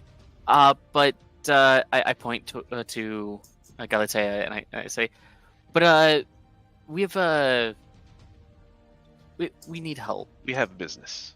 Business. We think you can Yes. assist us with. Well, perhaps we Titan should talk D in my requires your aid. office. Titan City requires my aid. It's the only time I ever get any messages from the city. Come, let us talk out of earshot of the others. They are going to be nervous around my son. Galatea, you know his mother's name is Holly. All right. And Holly will lead you and Hazel into her office is a strong word. It's sort of her audience chamber, more or less. What can May I do call for you Titan Holly? City? Of course, Galatea, we're friends. I'm positive you heard the message. Yes. Everyone in my neighborhood was taken by that possessing spirit. We are trying to locate the body which he last inhabited to prevent the destruction of all life in Titan City. I have been informed, and I look at Hazel, that you might be able to assist with resurrection should that be the course of action we deem most appropriate. And Give me a containment. And containment. Mother, sorry. And containment. Give me a persuasion check. We'll make it a team persuasion check. So if you have teamwork, you'll get a +5 bonus to this Teamwork. as an We have- advantage. It'll be underneath your powers, but before your skills. I have it, but I think that's kind of going the other way, depending on. I do not have teamwork. Well, you'll still get a plus. Galatea will still get the +5 bonus. All How right. are you going to make the dream word? Yeah, you'll both make a persuasion check. Just Galatea will have a +5 to whatever her usual persuasion is. And plus 15 for me. Can I? This is very important to me because like I'm trying to impress my mother. Can I? What can I use the hero point to? Yeah, you sure can. To reroll. Yeah. Really, really want it to be high. Yeah, and if you get a 1 to 10, you get to add 10 too. I got a nat 20. That's awesome. Nice. Woot. Okay. Goal met as far as I'm concerned, in one way or another. Awesome. What is that total with your natural 20? That is a 25. 25? Perfect. And Galatea? With the teamwork, mine would also be 25. Oh. By your powers combined, you have a 30. So, you will be successful in acquiring her assistance with the resurrection and containment. But I'm going to leave it up to you guys to sort of narrate through that scene for me. And I'll start with Hazel. So mother, Monroe wants to be resurrected, as you know, but we think that he's probably gonna be in Kelly. I turned to Tiernan. Kelly Tiernan, yes. And if we can resurrect and then contain, we might be able to actually stop him from coming back. There is some science person that says they have a trap that can hold him, but we need something to do with him once he is contained. And of course, I knew that you would be a perfect person. You would know what to do. And trustworthy. Hazel, you have I'm really impressed by you with what you've done with this line of inquiry and your Yes. resourcefulness and finding allies who could assist you with saving the city. Your young witchling has been quite a help. Well, Thank you, Mother. he seems to have found a good teacher. You. We will assist with the resurrection. If you could bring us Kelly's body, we should be able to bring the essence back. And then hopefully contain it.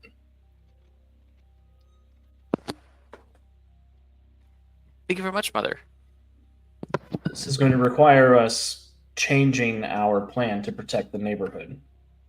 And if this goes wrong, everyone here will die, along with everybody else in the city. Yes. So it is vital that you do not fail this, Hazel.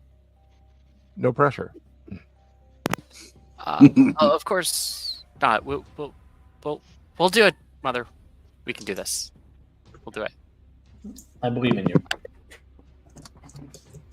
I don't think there's any like words that can be said by Hazel after that. I think like there's a lump in the throat, and they're just like holding down one emotional face at this point. Just like, this is where I'm at. This is my life. As we walk back out to the car, I lean over and say, if this does go wrong, there will be no one left to say, I told you so. So, there's that. Cheer up. That'll don't know how to respond. Just you can see a little like kind of a gulp thing situation and a nod, and then Cook puts car in gear.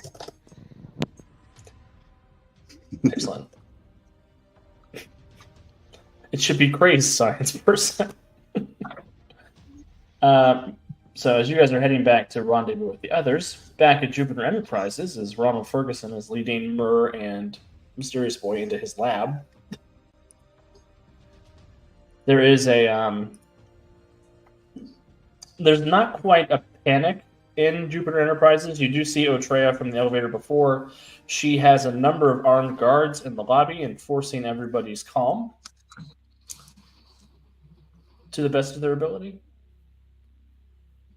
She sees you walk in with Mysterious Boy and Murr, and she is going to cut a line over to you, Ferguson. Okay. What have you figured out about Dietz? Is dead. Unfortunately, there seems to be some sort of conspiracy among the members of the organization known as Children of the Atom.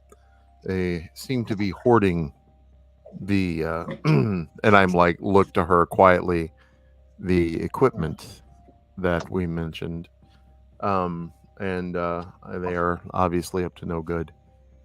We're trying to find someone in particular, a Julian Moore. He passed away, and we're trying to find his spirit so that we can end this situation. Right now, I'm going to my lab to create session equipment that will aid us in that endeavor. Already a task force to go and raid the Children of Atom compound. Understood. Let me know how Kill that everyone goes. there and recover the assets.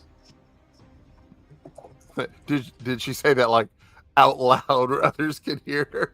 Yeah, she doesn't care. Well, you shared with us that it was stuff that would be harmful to monsters, right?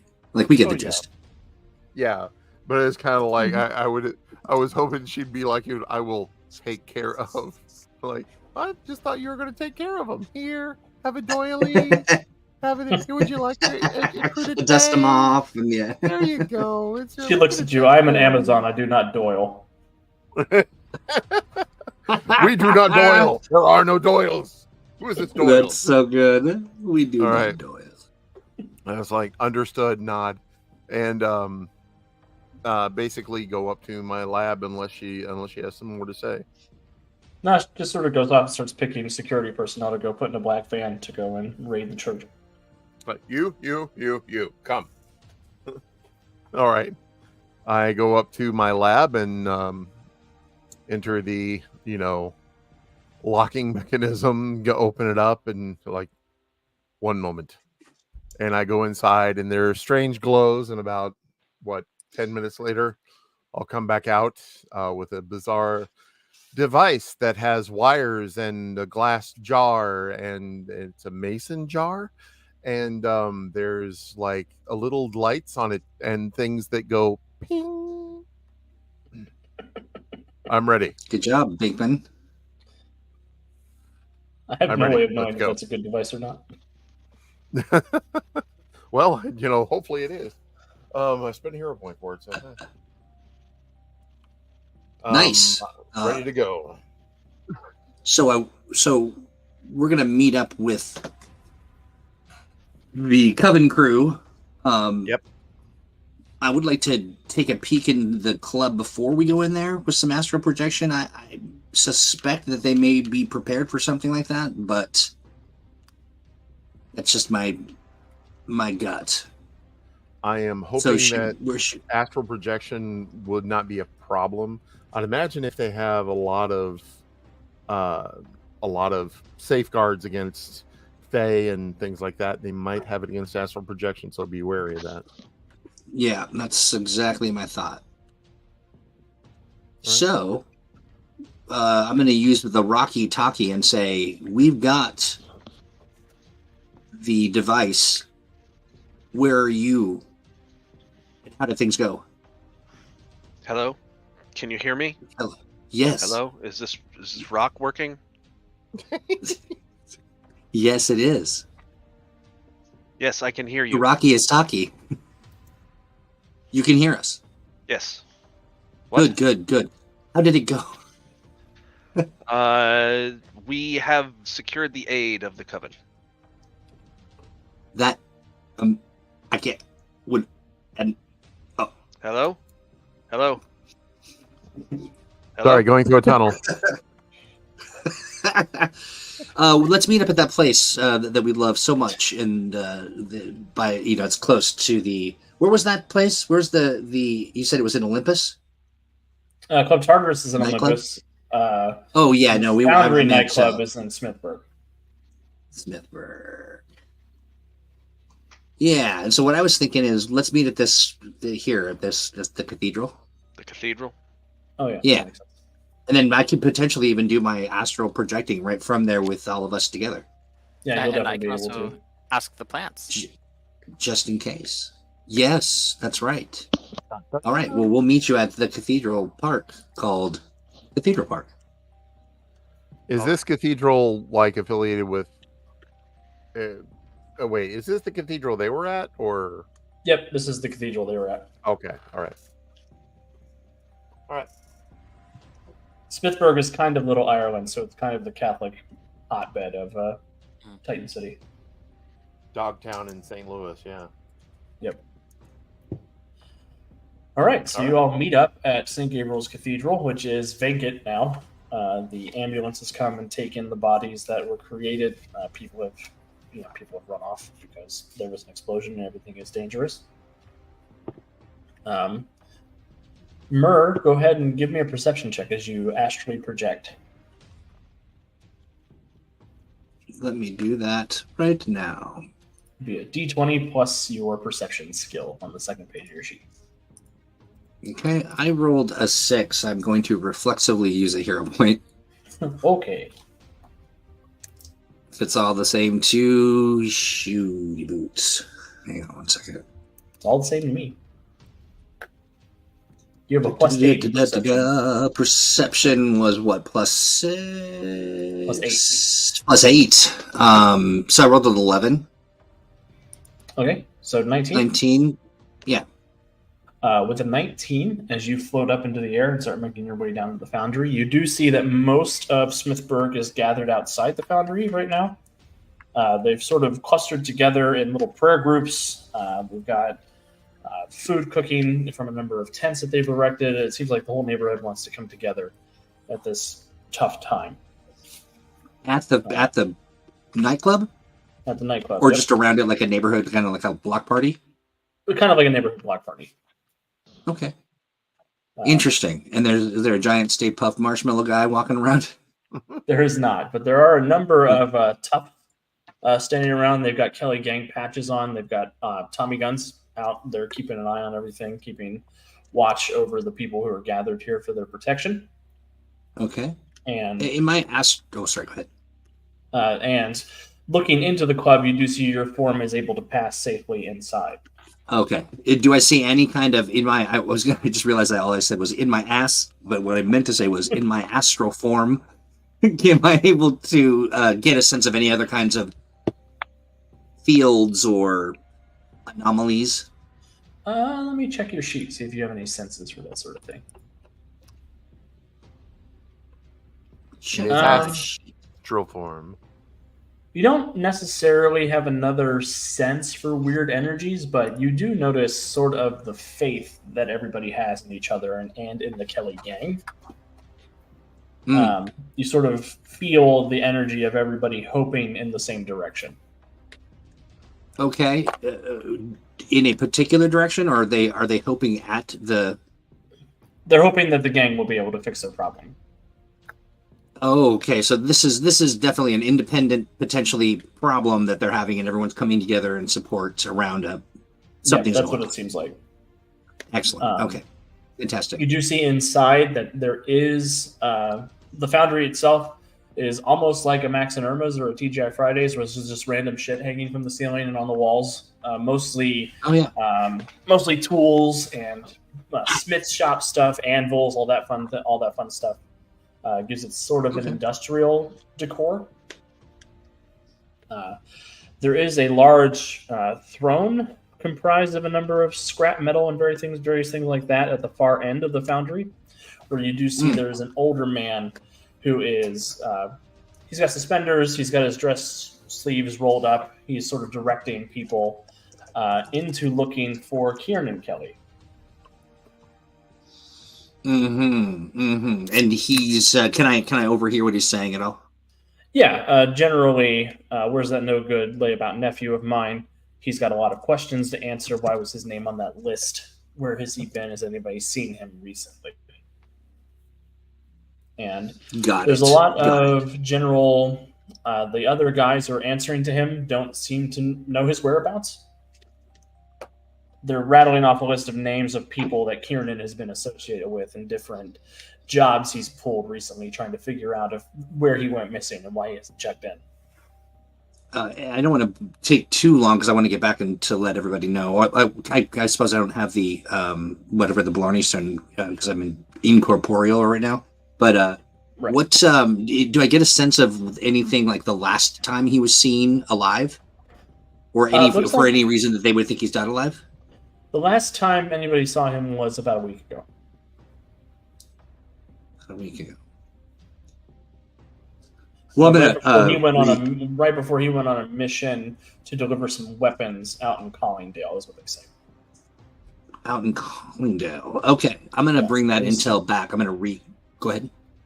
It was supposed to be a simple job, taking some money to some spoiled rich guys, but he never checked back in. Got it. Okay. Any other details, or as I'm kind of inspecting and looking at the interior, is there any sort of anything that would kind of make me go, "Huh, that's weird"? No, nothing really jumps out. Okay. All right. Well, I'm going to recorporate to, and then just kind of describe what I saw, including the decor and the Game of Thrones-ish throne of scraps, and that the family is upset with Kieran and or Keenan, and that he went missing after some. What was the neighborhood again? Collingdale. So yeah, it's kind of the suburbs. It's not even. There's not supposed to be a lot of crime or anything out that way. Unusual, but it's been a week. So he could still be occupying the body and could be keeping him, occupied. Did you get any names about who he was delivering the weapons to? I believe I heard some names of people that he was doing business with, and their names were... They were sort of doing the pronoun game. Chestershire Smiths and... John Jacob Jingleheimer Schmitz? Steve, of the Jacob Jingleheimer Schmitz. Yes, interesting. Yeah, some guy named Steve Kenson. It was weird. Steve Kenson, yeah, I've heard that name before. Nefarious. I don't trust that name. Trouble. Well, if the second time Steve's name has come up in one of my games. I would like to make a sense plot roll to see if this is a red herring. No. You don't have that power. I'm going to start searching the fourth wall. It's supple. Oh, Teflon even. Moist. Okay, well, so I think we need to get to... Hazel wanted to talk to a tree, I think. Oh, yeah. Yes. So where's the closest, or more accurately, where's the closest that a tree or a plant that could feasibly have the most perception available to them of the area that Monroe would be around the most? Well, you know that Monroe did occupy a priest who lived in this cathedral, so there is a tree here near the cathedral you could look at. Okay, I'd like to go to the tree and ask in tree, ask ask it if it can provide an understanding of the comings and goings and what the father, what was it, the Father priest's Armitage. name? Father Armitage. Armitage, yeah. Armitage. If I want to know as much about him and his comings and goings, what does he do? What does he say? Anything. Yeah, I just need Gerald to know Ken Stevenson made my body shudder. I didn't like that. Yeah, me too. For But some he reason, it's a always bad will. mouthfeel. So Hazel, what does it look like when you talk to a tree? So I'm actually what I want to do is I want to walk over to the tree. And I want to first draw from the air, so if I can, using hydrokinesis, to water the plant, water it, kind of like a offering, goodwill offering, and then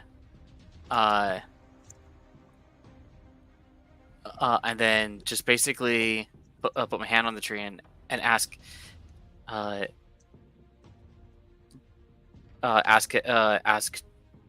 my questions. I don't know how to ask it to a tree because they don't speak English. That's great. But I kind of like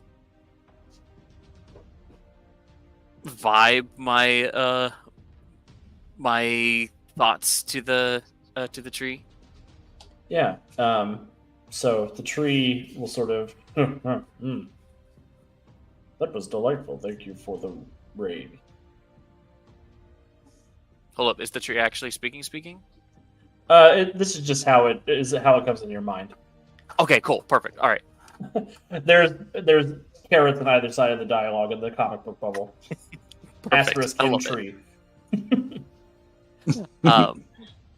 So I say I'm happy that you appreciate it. Can you? I was wondering if you could provide me with some information that could potentially save you and I, and the rest of us, and any Ooh. other saplings you may be connected to. Thank you for understanding that I have a soul. Most people assume I don't.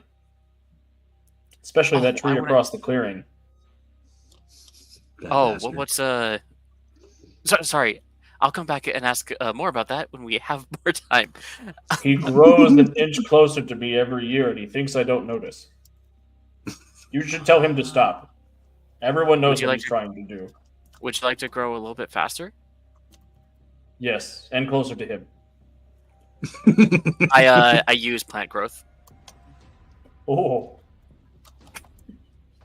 Look who's closer now. You see that acorn? His name is Foghorn Acorn. He is the worst. I will. Foghorn Acorn. Just a simple country I will tree. keep I'll keep that in mind. Thank you. Say. On that note, what would you be able to help me at all about Father Angry Armitage. Birch?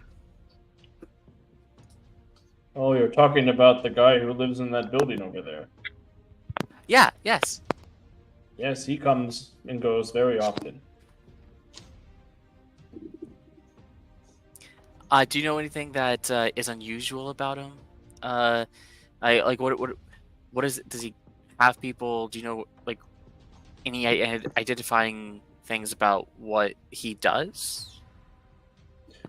Well, it's weird. Sometimes he is like a tall, mighty oak, very put together. Other times he is like a weeping willow, slouching and smoking and crying. Do you know what he does in those two different states of being? When he is mighty, he attends to the other saplings here. when he is weak and willowy, he attends to the ones who speak with the funny voices. The funny voices. What is that about? Yes, everything sounds like a song when they speak. And they always have those loud guns with them. Ooh, that doesn't sound very organic. No. Mm. And is not very good of a shepherd either. Not very good of a shepherd. He had Why is that? with one of those an argument with one of those sing-songy guys about a week ago. Do you know what about? I am just a simple tree. But Well, I you think sound, they were much more than complaining that. about I think they were complaining about an orchard full of snakes Mm, and how somebody needed to go and destroy the snakes before they did anything bad. interesting. Do you know what the any like what the what do you look like? He will give you the most accurate tree representation of a human he can. Okay, I appreciate your help. I'm sorry, you all sort of look the same to me. That's very fair. That's very fair. I know some people have a hard time understanding the difference between a Douglas fir and a spruce. It's okay. I completely understand that. Oh, how could anybody get that wrong? One of those will rob you. I know. That's what the last spruce told me too. Yeah, you can't leave your acorns. And so in did a the Douglas fir. Mm-mm. All of them shady trees. Well, I love I getting know this to trust. tea. I know that I get the most accurate information from you. Can I ask your name? I know that you're across the way is Foghorn. But what about you? I am Oakhorn Acorn. Very fitting, very strong like an oak. Indeed. And you tell my brother he's a son of a bitch. I will. I actually would think I'll save that for when we would do some sort of like a family therapy sort of thing. If you guys want, it might be necessary. Maybe not. It's up to you. But I'm gonna go try to save the world with the information you gave me. Thank you. I'll only sit down with him if he decides to sit down forever. Ooh. I think we'll stop. I mean, leave that. Put a pen on that topic later. Thank you. I think there's an axe in the church, and he would make an excellent chair. Alrighty. Thank you. Oh, Corn. Have a good day. We probably won't burn together, but if we do, it's been nice knowing you. Starts slowly stepping back and walking away. This continues the trend in my Titan City games where every tree hates every other tree. I like it. I like it. I'm a Hazel fan fights of the trees conflict. all the time, and every time it comes up, the tree is like it's on site with one of the other trees in the area. While That's Hazel so was good. talking to the tree, I went to Galatea and go, "Are they okay?" Looking at them oddly, talking to the tree. I'm not sure, but I'm endlessly optimistic. Oh, look, they're done. Oh, When I come over, Hazel basically like has a very confused look, and says, "Well, the father, Monroe, I guess, had a fight with a verbal fight with another person about sorry, players forgetting exactly what was said. The snakes in another orchard. That's need probably to be killed. iconography of the children of Adam talking about the Garden of Eden and the snakes in the garden. Mm. Okay, yeah. We'll I'm pretend gonna also that convey we heard you say sing-songy, yeah, and that they had like a song, like they sang. Yeah, They sing-songy voice. I will convey that too. You think that might be the tree commenting on an Irish accent? I was just gonna say, I think it might be a tree talking about an Irish accent. Fiddly dee dee dee potatoes. Anyway, Right? Yeah. I'm Irish, I So can say that. given if we overlay that with the fact that our guy O'Shaughnessy McDougal He's not a J.K. left Rowling about a week character. ago.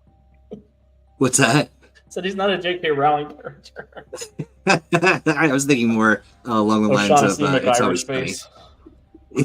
Yeah, that's right. We would like That's to right. apologize to the Irish people who have a wonderful. I'm Irish. culture. I am too. Yeah. If you've got a complaint, call, nobody. But how about this, though? I'm thinking, I'm just mapping together. So, it sounds like by what the tree was describing, that this was our guys traveling to engage with this, with the monster haters, and he's probably still there. The curious part, did you tell us all the stuff that we heard you hear? Can we just presume that that's the case? That's basic. I basically would have tried to relay everything that Yeah. I possibly could have. Why the crying? Why was he crying? There's something to unpack there. Well, likely everyone he knows is dead. So, I mean, that's It not sounds great. like the crying one. It was probably O'Shaughnessy. yeah. What is this name? Sorry. He may have thought that he was going crazy because he has gaps of his memory missing.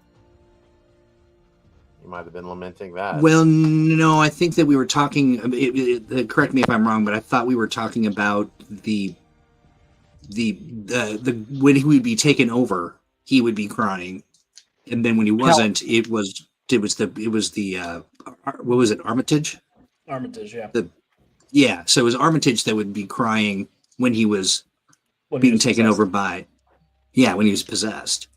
Oh. So I'm wondering, that just leads me to believe that it does sort of cast a deeper light on why he's doing this now.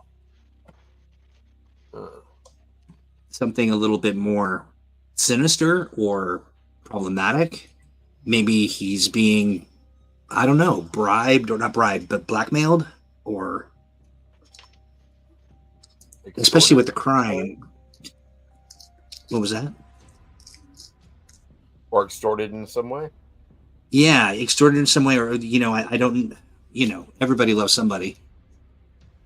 Yeah. I'm wondering if it just. I know that he's done, that this Spectre or whatever he is has done some horrible things, but it just feels like maybe we don't necessarily go in all, boxes blazing or jars or whatever. Maybe we can reason with him. It's a possibility, but we have the jars backup. Wait, the jar is the trap? I Yeah. thought you were making Yes. moonshine with that. That comes later. It We'll was talk. impressive to watch him put it together. He's a very smart man. You're like, how did he chewing gum? Really? Baling wire? How Right? did- And so quickly. Yeah. He James, explained how are he you did it doing? the whole way, but I have no idea what he meant. Yeah, no clue. Talked very fast. Lots of smart things, and here's a box. How are you, Sure. James? Oh, I'm fine. I just a little bit worried about what we're doing here at this point. Are we going to? I mean, we're going to try and negotiate with these guys. All right. James, I feel like we should give it a shot. Oh, it's not as fun as big brawl, but okay. I hear you. Believe me, I'm a brawler. I know. I'm with you all the way. And if things turn south, then we'll start fighting. I'm a close combat kind of creature, right? Yeah, you're good at that. Yeah. I also like to point And, out that James is very, very attracted to the contraption that he made. He's very very, very strange, but he likes those kind of goofy gadgets. Okay, gotcha. Not like it. Okay, fair enough. Every once in a while, you enjoy going ping. Yep. Awesome. Well, shall we head over to the nightclub? Should we go to the last known hideout of the despicable Eve people? Let's do it. Summer's Eve. What are they? Summer's Eve? Yes, Children Summer's of Eve. Or something like that. Bit more something like that, but okay. Damn it, my internet. Say that again. Sorry. I was just making fun of the Summer Eve joke. Basically, My internet blinked out for a moment, so I missed it. Yeah.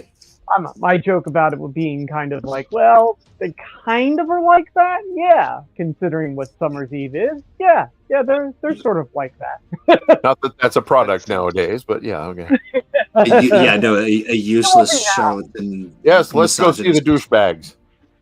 Yes, let's do that. So, so I mean, do we we talk to the Irish mob about what they know about Kieran Kelly's disappearance, or are you trying to go to where the children of Pat, which is their? Well, so I that's do what I was think going to we say. need to interact with the Irish. There's something going on there.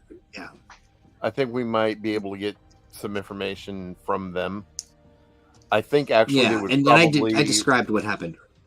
They would probably respect Galatea.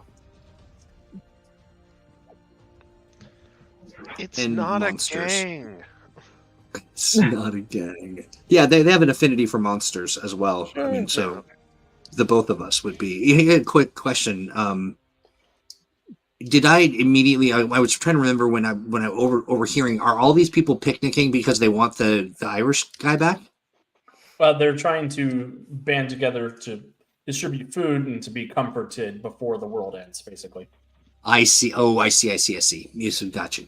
Okay, breaking up the good. They're not whiskey. trying to evacuate the city. They're trying to be under the protection of the gang. Got it. Well, hell's gonna break loose. I'm with these guys. Yeah, I mean, let's go where the whiskey is. Yeah. There is lots of that in the street. No, there's no The cops world's around ending. for Let's go to the prohibition. bar. All right. Okay. So the gang rolls out to the foundry. Again, very old smithy. Clearly has been modified into a bar. You can see where the furnace used to be. There's a big wrought iron fence around the place. You can see the gold of the foundation peeking out from underneath the stone of the floor. And a bunch of Irish people sort of eye you all up and down as you begin making your way up to the door. I'm going to be really warm and smile and they'll know who I am, right? Yeah. Yeah. Okay, I thought so. And then are we making our way to the throne? That's up to you guys. The door is they usher you into the bar. I'm going to just walk basically right up there unless somebody blocks my way. What do you mean up to where? I'm going to walk up to the guy on the throne. Well, I think that maybe we should do this soft and maybe appeal to, rather than aggression, especially in the community mood. And maybe we should. I'm not going to be aggressive. I'm going to basically. What is the guy's name again? Mr. Kelly. Mr. Kelly. Mr. Kelly? Yep. Mhm. All right. I'm basically going to appeal to him as the leader of the community. Yeah, sounds. Yeah. So okay. Yeah, that was my thought as well. And just kind of given the nature of our characters, yeah, that I'm with you on. So we all do that. We all go there to give him kudos. I would. A couple of guys suggest, with though, guns that- will. A couple of guys with guns will stop you, like before you get too close to the throne. Okay. I'm not going to be like aggressive. Like I'm going to run right up to the throne. I'm like going to stop where I think it's like the polite place to stop. Well, I think that's close You enough know. there, Tin Can. We need to talk to Mr. Kelly, please. There's a lot of folks out here who need to talk to Mr. Kelly. What should I tell him is the reason for your visit? We're We're trying big fans. to stop the impending doom of Titan City. And we're big fans of his ability to bring the community together in an effort to protect and preserve. That's exactly why we're here. I'll wait here. I'll see if he'll accept it. Thank you. And he'll give you sort of a gruff nod, and he'll head off back to go check in. A few moments later, he'll come back and say, "All right, a lot of you can come on in, but Mr. Kelly's in a bit of a foul mood, just to let you know." I appreciate that. As are we all. I'm all right, actually. I am Hazel going kind to of staying in the middle of the basically- group. What was I'm that? going. I'm sorry.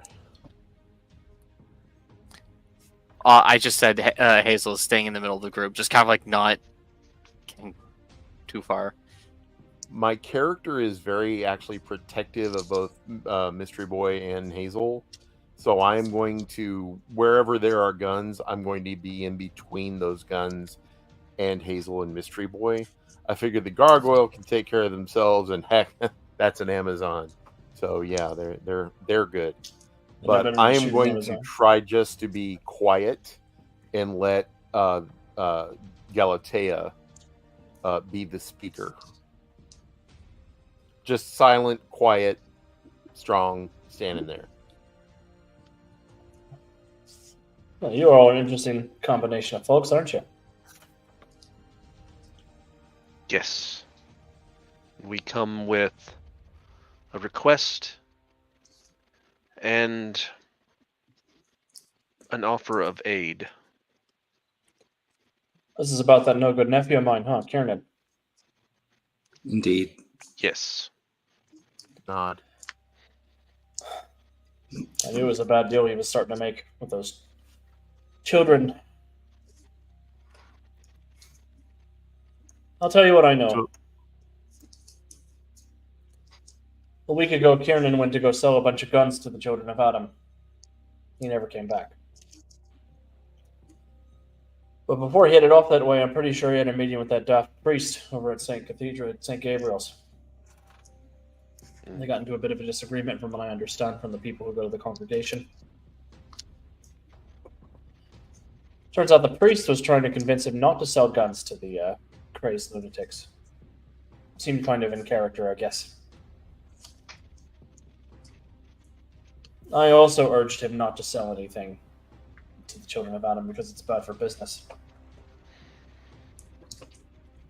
But he'd gotten it into his head that he had to do something to help them with something called the opening of the garden or some shite. I'm trying to remember exactly what they're talking about. He hadn't been acting like himself, though, that's for sure. Not for the last week or so. He wasn't answering to his name. He kept telling me his name was Victor or something.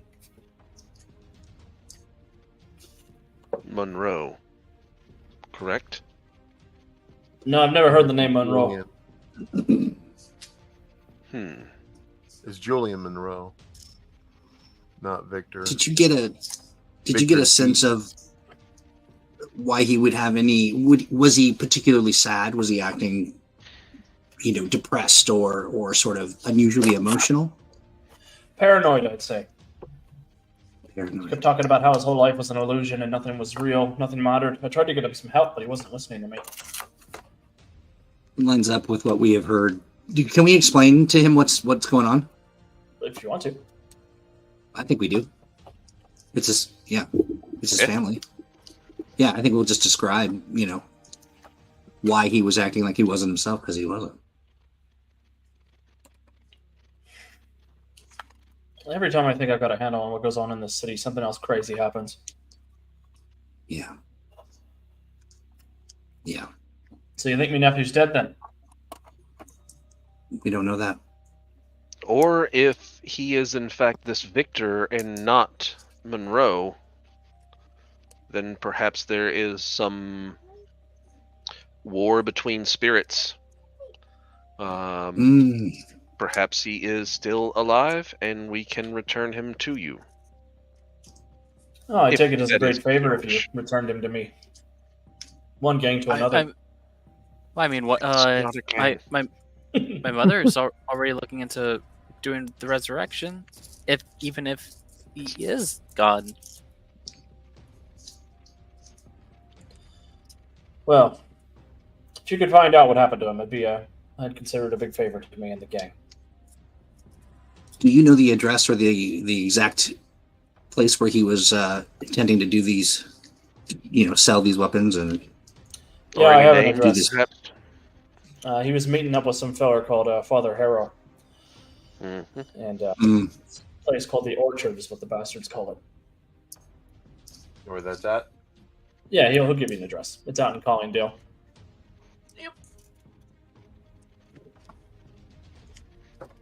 I don't suppose there's any way that I can contact. Oh, what was her name? The security person at Moon security person at Jupiter. What was her name? Treya? Any way to contact her, like with a Rocky Talkie or anything like that? Yeah, you'd have some means of communicating to her vehicle. Okay. I'm going to contact them and let them know, hey, there's what the situation is, and get an ETA on what their arrival time is and whatnot.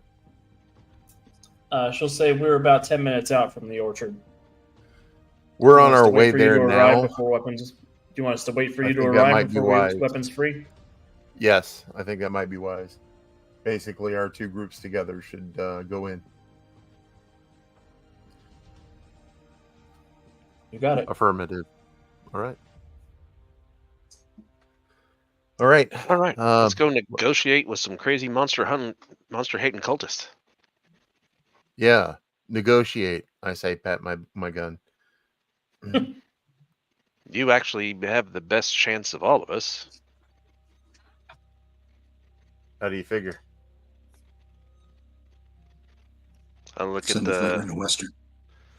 the kid in the cape and the witch boy and the gargoyle and look down at myself, Amazon. I don't know. I think we could take him. Oh, certainly. I look at you yes. square in the eye and say, if there's one thing I have faith in, it's the abilities of an Amazon. I nod and I turn around. I'm certainly confident in my capabilities. I just thought you might have the best chance to negotiate with these particular people. Oh no, I don't speak their language unless that language, of course, is just raw, unadulterated violence. In which case, I'm fine speaking their language. Fair. I am passingly fluent as well. Mr. Kelly's like, if there's going to be a dust up, do you want me to send a couple fellas your way? I think we might. I'm just like, if you want to Yeah. bring what you got, absolutely. Well, I'm not Hazel's leaving here, just I like, can't. more fighting. There Don't may worry, be kid. You some. can stay here. My character's like, I wouldn't want you to get in the way. James will ride on my back. I got him. Yeah. Just make sure to protect him, all right? My character is Poor like, kid, man. not at all. This Not is at my all. this is my Yeah. first day at the rodeo, Yeah. so you can Yeah. focus on keeping yourself from rusting. Nod. Let's go. Come, McVeigh. We drive. You should have made a Tin Man reference. I did. I made that one, and then I Royal then I Kid. said rest. Help. Bugger Froze all. it. All right. Or I guess perhaps some of the gang people can drive us. Yeah, I got drivers if you need, Uh. if you need a ride. And I'll fly. Cars are a little snug. Yeah. And car's a little snug for me too in this outfit, so I'll fly. All right, so the world is descending on the Orchard, it sounds like. Yes. Nice. You guys are led out to a van where a bunch of Irish guys get in with their weapons. There's probably 5 gunmen, and then whoever needs to ride in the back of the van can ride in the back of the van. You just make a note of James, your allies here. you're with me, Falcor style. Yep. Oh, see, my character's going to enjoy this because now he's the rider of his own personal gargoyle. Right? Yeah, that's right. This is my buddy. We bonded after the heads exploded. Yeah. Nothing like a gruesome head explosion for people to bond over. Too close proximity. Heads exploding. Awesome. Excellent. Just a moment. And I'm flying and I'm singing the never-ending story.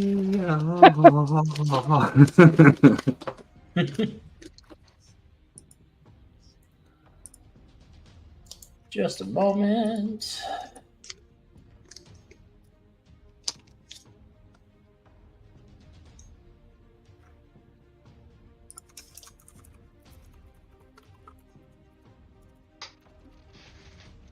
All right, so everybody rolls out to the orchard. It is a pretty decent drive out that way, out into the suburbs of Titan City. You do see the Jupiter Enterprises black van parked out in front. This orchard, so to speak, is a massive walled-in church compound that would make Joel Olstein so happy. Big, enormous central worship space, a lot of barracks, big glass windows, and a whole apple orchard as part of their iconography. The black van is parked on the driveway just off a little bit of the ways before you get to the gate. You do see that the place is on lockdown at the moment. There are dozens of people out and about with weapons, spotlights, keeping an eye on the walls, and the whole place is an anthill of just activity of cultists roaming around, keeping patrol, waiting to be attacked from the seam of things. Is this Like they if I knew were we were to coming. if I were to astral project, can they sense or find me with, or would I be able to see any kind of that like on par magical detection? Give me a perception check. You do know that such technology exists. As to whether or not they have access to it, that's a tough question. Alrighty, let me roll my dice. And I got a fart. I rolled a 5. I'm gonna spend a hero point. Okay. And I rolled an 11. Oh man, you need to quit re-rolling 11s with a hero point reroll. What the hell? I know. Oh, do I get it? Is there a bonus on the reroll for hero point? Not for 11. It's 1 to 10. Not for 11. Okay. Yeah, but 11 is better than 5, so you get a 19 total. Yeah. For the 19, you don't see any mystical sensory devices nearby. Weirdly, with your perception, you do see a section of the grounds that appears to be magically nullified. What does that mean? Like something is blocking magic from coming in and out of a certain area of the church building. Got it. So you think you wouldn't be able to pass from the through building. that? Yeah, you don't think you'd be able to pass through that, but you don't think you'd be detected if you went and took a lap of the grounds. Yeah, I'm gonna take a lap. Real quick question: do I know anything that cancels out lich dust? A vacuum. Yeah, I mean that works. A feather duster. It does not have a natural. It had to be lead. Lead is the thing that you could put it in to nullify it. But while it is exposed to the air, the area around it is dangerous to monsters and magic users.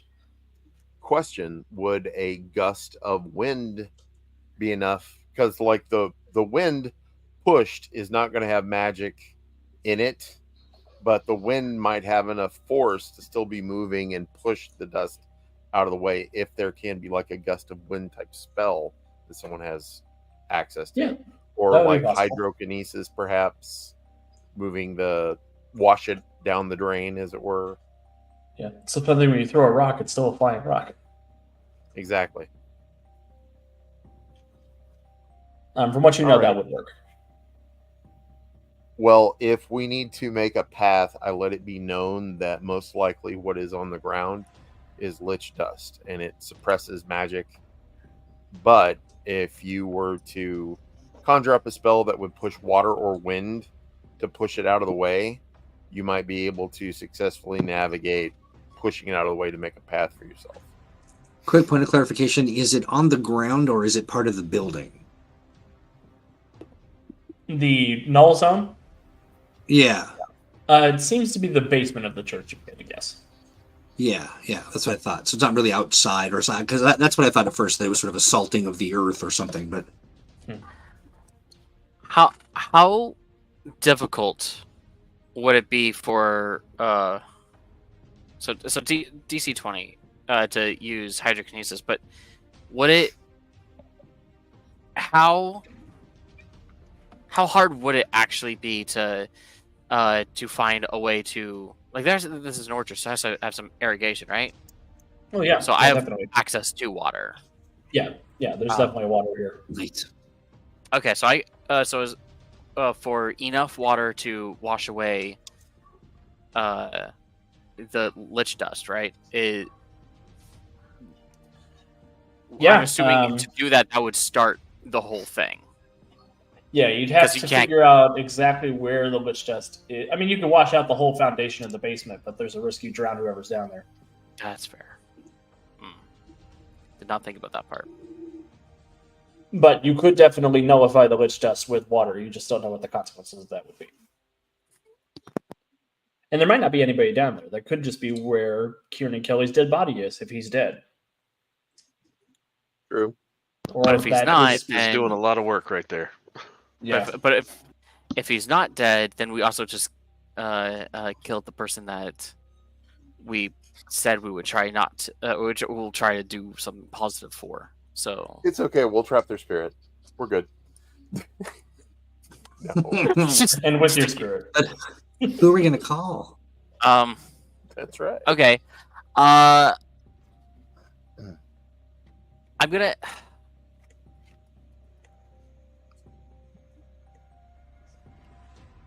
Don't want to use pyro. There are definitely enough torches around that there is ambient fire if you need fire as well. These guys are very much tiki torch kind of guys. Is it? So is the lich dust? Proud boy. Is the lich dust? Do we know if the issue is just specifically the basement, or can I find a way to wash everything around it instead of making it go, like, deal with the basement? You're pretty sure, based on Murr's scan of it, that this is the lich dust isn't causing a problem outside of the building. It is just preventing magic from passing in and out of the basement area. So there's probably something contained down there that they don't want passing in and out. That's unfortunate. Okay. What are the effects of lich dust in general? Just no magic? Yeah, just no magic. And it knocks monsters out. I'm These also are going to human look supremacists, right? Yes, they're I'm human also supremacists. going to look at Hazel and Mysterious Boy and say they may also have something called Mage Breaker rounds, which means your normal force fields aren't going to work against it. So I'm gonna say that Hazel's gonna reply. Well, these people are probably not the nicest folk in general. I could probably just turn them into kindling. I'm okay with it. Can we be rest assured? Or what if our Irishman is alive? No, just the people on the outside, so we can get inside. So Treya's like, I think we should blow him up. I like this plan. Hazel's very like struggling really hard. It's like these are people trying to kill everyone. Well, no, not everyone. If you're human, you're fine. Just monsters. Well, there's a thing about witches and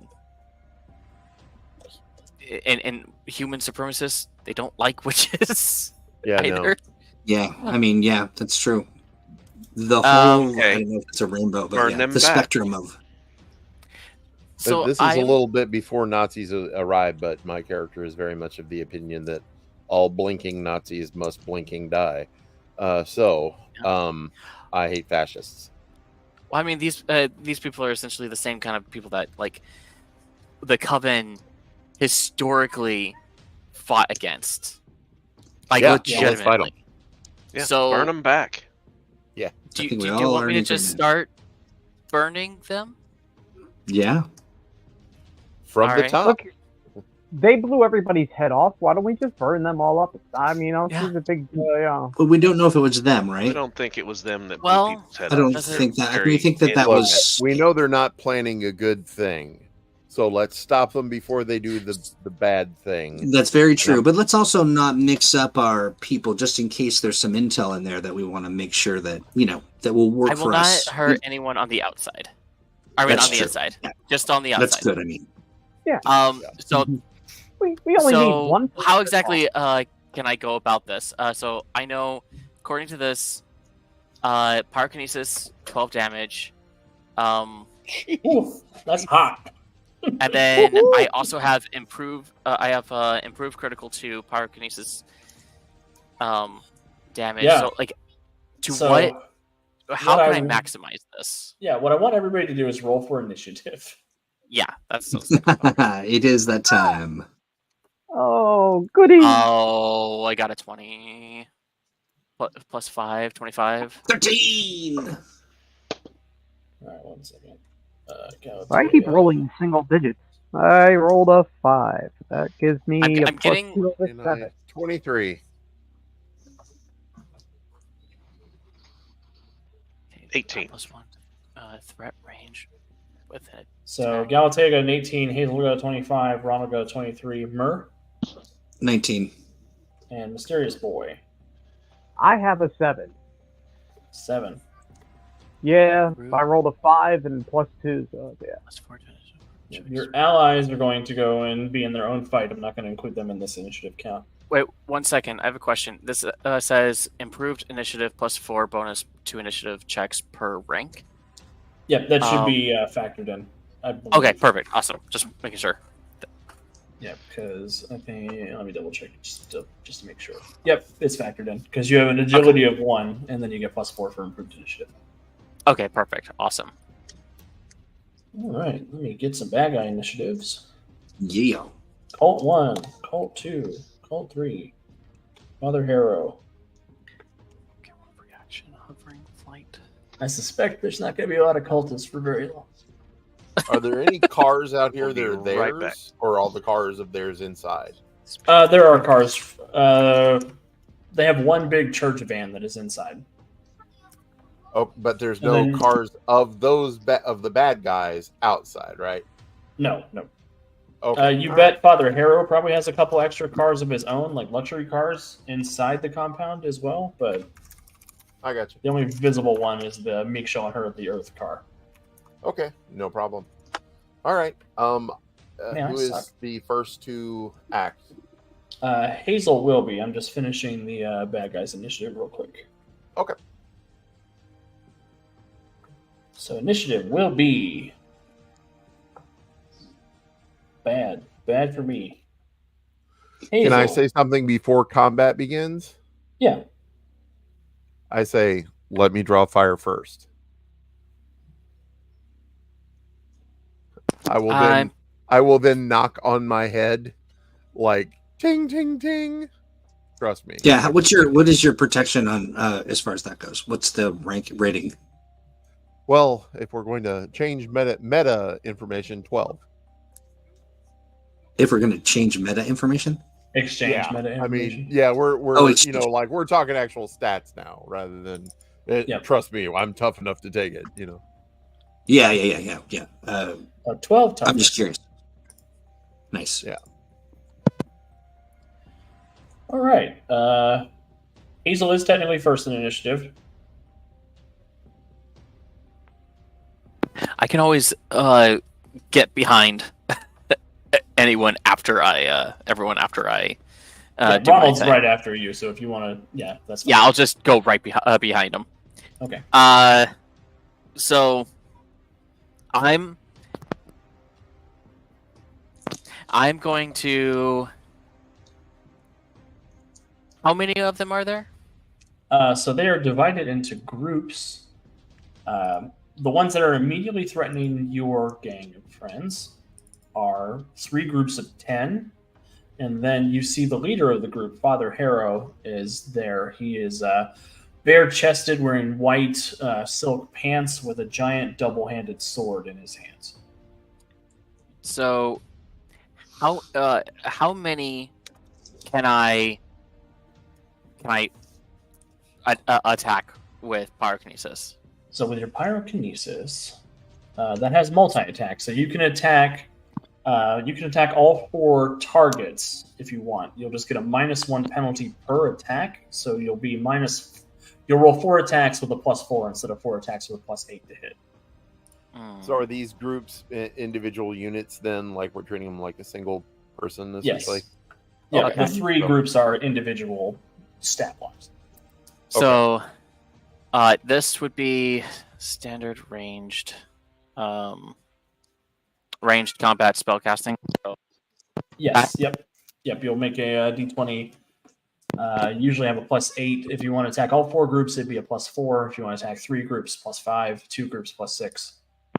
let's do 2 groups. Okay. The ones essentially the closest. So Perfect. +6. So 2 attacks +6. Awesome. Go ahead and roll for me. That is 14. That will hit. All right, and then a 13. That will hit. Okay. And you have a DC 27 for your pyrokinesis. DC 27. Baby. I don't want to alarm you, but I can't roll a 27. This did not bode well for I them. think that is the idea. Oh dear God! I got a 19 for one group and a 5 for the other one. So Well, thank group God the who- first group, basically took the brunt of the blast for the other. Right. So the first group with its 19, that is a difference of 27 and 19 is a difference of 8. That'll be 2 degrees. So that will take out 4 members of their group, taking them from 10 to 6. And then fail by 22 is just going to annihilate that whole group. So you burn 14 guys Nice. alive. Hazel, what happens? Describe the comic panel of the attack. As the so the first panel shows Hazel's hands like over the amulet and concentrating, and then the second panel showing the wisp of his hand as he moves from the torches to the groups, and then the essentially blaze that appears in the final final what is it, cell, not Yeah. cell, and is Amazing. And then Galatea's hand just reaches up and rests on their shoulder. Everything the light touches, Simba, you've just killed. Just set that shit on fire. Hazel doesn't appear happy, but also kind of resigned right now. Like, this is like, even though Hazel's doing it, it's very clear like they're kind of like in a shock that this is their world. As they move, nod and then move behind. Ronald, was it? Ronald. Mick, Donald. Excellent. I love what Scottish. Troy said. Live by the tiki torch, die by the tiki torch. No, that was Alex. That was was me. Nice. Yep. All right, Cleansing. Ronald, you're up next. All right. Well, I am going to make a hole in their wall right by where their gate is. Why don't you just run through the gate? Because that's what they want you to do. I'm going to make a hole in the wall, basically, and I'm also going to start up. See, I have this device that plays back music, and I'm going to play the devil's music. No, not heavy metal, that hadn't been invented yet. Jazz. I'm going to play jazz. Imagine if you will a jazz version that starts, "I am Iron Man." Dun, dun, dun, dun, dun, dun, dun, dun, dun, dun, dun, dun. And I am going to be crashing through. I think that even wall. exists, honestly. That's Oh a yeah, real- it's, what is the name of that? Is there a Richard Cheese cover? No, it's Yes, not that's Richard it. Cheese. It's, I love Richard Cheese, but what is it? Something jukebox? Oh, postmodern. Postmodern. Postmodern Postmodern jukebox. jukebox, Yes, yeah. they probably have that. But anyway, I am going to go ahead and charge through the wall. Jazz Basically, Kool-Aid Man, says Doc Boyd. that's right, Jazz Kool-Aid Man, baby. I am going to charge through the wall. Does the wall need to roll against my strength? No, you go right through that wall. Okay, can I still manage to charge into a group or two? I'll let you Because hit I it. want. I would like to charge into the main man if possible, Yeah. swinging as I fire my. The thing is, I can't charge and fire unless I spend a hero point. I can go ahead and spend a hero point, so I will be firing as I run in and take a swing at the big guy. Yeah, it works for me. So you're going from the window to the wall, and then to the wall. Yes. let's So see. I will go ahead and spend another hero point to get another action. I'm going to come in firing first of all at group, and it's I'm just going to lay into an untouched group with the full auto. Okay. Instead of the main guy. Yeah, I'm going Okay. to into the group basically, and I'm going to save my punch for him. I have rolled a yes. The higher you roll, the more damage you'll do with multi-attack, since it's a Yes, single target. I'm familiar. I love that mechanic. I have rolled a total of 17. That will give you +2 DC for multi-attack. All right, it's damage 5, Just a so little 7 plus 22. higher. Ooh, I can roll a 22. I don't. Oh darn! That's, That's made out of human. they are made out of human, yes. Oh, so meaty. So that will take that group from 10 down to 6. As you blast Excellent. 4 of those guys with the mounted machine gun on your armor. Nice. And I will charge forward, and I will punch the bejesus out of the main man in his silk shorts. Out of the blade of Jesus.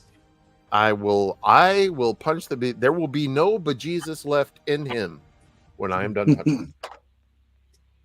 Oh, yes. Well, it's a 19 plus 19 plus.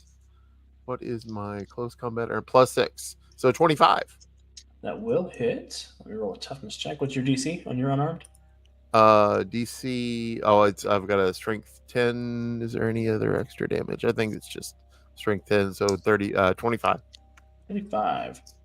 Ooh. I have a hero point. Oh, darn. I'm gonna re-roll that. Because he was about to get one-shotted. Oh, darn. He will take a bruise and a daze, however. As the All right. Who blow created comes the ringing in. encounter and the characters?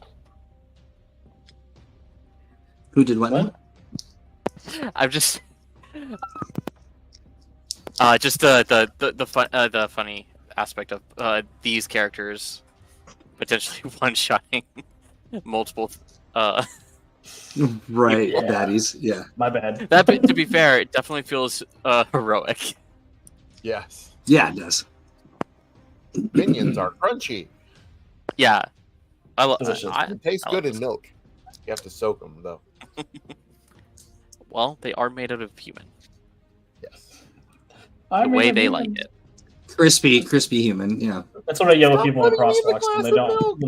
When they run across the street while I'm driving. You're made out of human, you dumbass. I'm made of car. You are made of man. You're Murph. made of man. Yeah. So what the carnage? I would like to assess it. There's a lot of carnage. What's happening? Yeah. The cultist groups have been disrupted by fire and machine gun fire. And Lovely. Ronald has run into the leader of the group and sent a fist his way. Nice. And how many are left of? So the leader is bruised and dazed. Yep, and there are two groups, both of which have 6 guys left in them. Okay. And their proximity to each other is Not close enough for a burst area attack, but if you have a multi-attack effect, you can, and enough movement, you can do that. Which you do have enough movement, being Mur. yeah. I don't think I have a. I don't know that you have multi-attack as an option, though. Let me double check. No, I don't think I do. I could jump betwixt. Yeah, you could spend a hero point to get multi-attack if you wanted to. I think I want to do that. I'm a little confused by I was reading through my complication talked about power loss with the yellow orange gem attached to her collar. Mer is unable to conjure any of her magical abilities. I do not have that on, right? Or do I? You do. You have the amulet on. Your magic abilities are Always. anything that's in the Mender array that says yellow orange magic. That's Orange right. magic. Yeah. Yeah. You're basically your soul strike, your soul projection, and your healing. Okay. So should I not have been able to soul project this time? No, all this time? you always have the Okay. amulet on. It's just if I Oh, were I'm to remove it. it's the opposite of what I was thinking. I got it. Yeah. Yeah, because I read this with the yellow gem attached. Mer is unable to conjure any of her magical abilities. Oh, I should So have that put without. reads- That's my bad.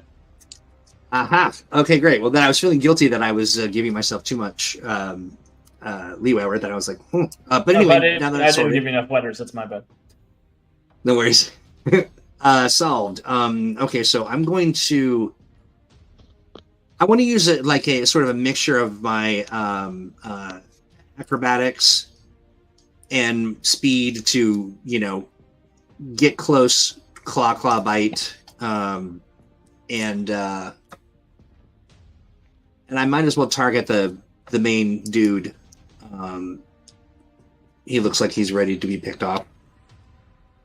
So I'm going to do a. Hold on, real quick. Can I do a bite and a throw, or do I have to do? Is it just a bite? You could do a bite and a throw, but it would be 2 actions. You'd have to spend a hero point to get the second action to do so. Okay, help me out Or you with could the go fatigued. definition. Could go petite. Yeah, you could go fatigued if you wanted to instead of Oh, spending fatigued. a hero Yeah, I probably would do that. But also, I thought I had some movement-based action stuff that I point. You could have do. move by but I can't- action. Yeah, move by action. so yeah, lets that's you what move before and after an action. Yeah. No, I'm gonna do that. I'm gonna do. I also have 1 hero point left. I'm gonna save it. But I'm going to go fatigued. I'm going to, claw bite, and then throw him into a wall or something Perfect. hard and heavy. Go get him. I'm gonna do it. Get some. Get it. Farts. I thought I was going to get a nat 20, but I did not. I rolled the 17. Plus 12 Sorry, let me get to my is window. 29. What's that? Plus 12 is 29. 29. That's right. That will hit. He's looking for a 23 on his toughness. Am I rolling twice? Once for the bite, You once will for roll the- a second attack check, yeah. All the while in the background, he was made of steel in a dense magnetic field. Hey, sorry. Psychological warfare. Yikes. Go ahead and roll a second attack for me, Troy. He is Dun, unharmed by dun, the and I bite. rolled 19. 19 will not hit. Will not hit. Did you get a 19 on the dice, or did you get 19 total? 19 on the dice. Yeah. Oh, that'll hit. Yeah. That's what I thought. Okay, so let me Trying to roll find my second window 'cause I attack keep- check.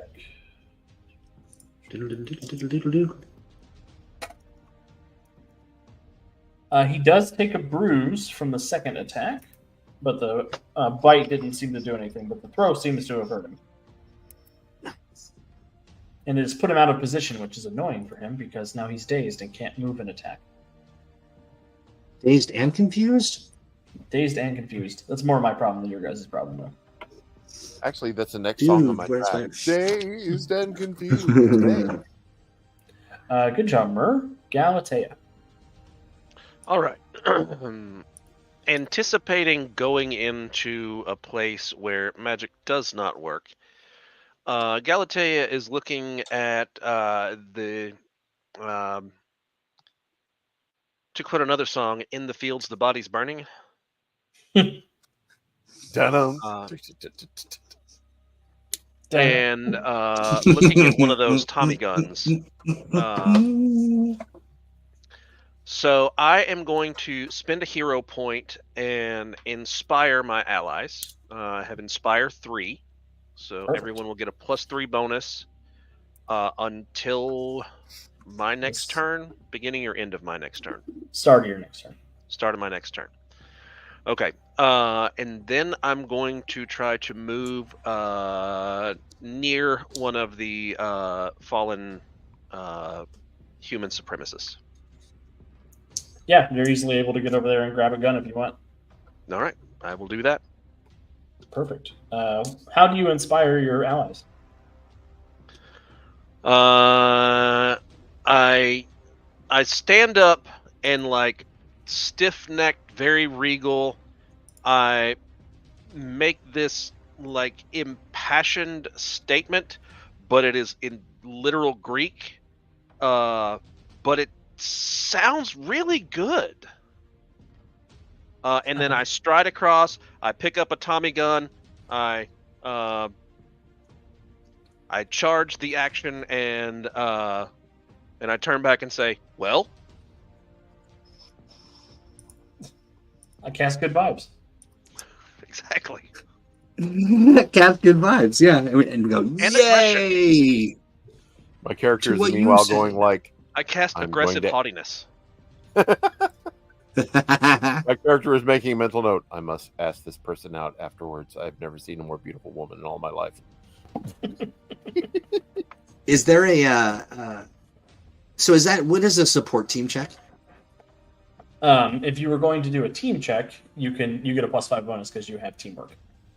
So that could be a Gotcha. team attack, or if you wanted to aid somebody with a skill check. All right, my turn. I have a daze, Aw. so I will point at one of the cult groups, and I'm going to make a sacrifice to the lonely one. Oh no. Uh-oh. And he will heal his 2 bruises at the cost of 2 cultist lives. His days will drop off at the end of his turn. As he points this sword that bursts into flames and extinguishes the life of 2 of his followers. And brings it to bear, ready to swing on Ronald with it. Aw. Cultists didn't think that was cool. No. Did I was they like, not think it was cool? Or "This they is thought it was your cool. leader!" They did not think it was cool, but not enough to run away. Been there. So Those relationships are tough. The third group of cultists is going to charge Galatea and open fire. Yeah, I get a 6. That's not going to hit Galatea. And that brings us to cultist number 1, who are going to open fire on Ferguson, but their Tommy guns don't pierce his impervious, so no worries there. Mysterious Boy. Yes. What would you like to Okay. So he's already healed himself and he pulled his sword back to take out Ronald, right? That's his goal. Okay. So Let's see how it he's goes. I think I'm going to use my ensnarling illusion to wrap him up and Awesome. see if I can get him so that Ronald can get a shot at him again. Beautiful. I love it. Let me. Yeah, go ahead and give me a d20 plus 7 for your range combat empath magic. Okay. Oh my god, I rolled a 20. Finally, for the first time, I rolled double digits tonight. Nice. Heck yes. It happens to be the best double digit. Right? So it's usually DC 18 will, but it's going to be a DC 23 will because you get to add 5 to your effect when you get a critical hit. Yeah. And this might surprise you, but being a cultist, he doesn't have a great will. He fails by 7, so that will be the 2nd degree.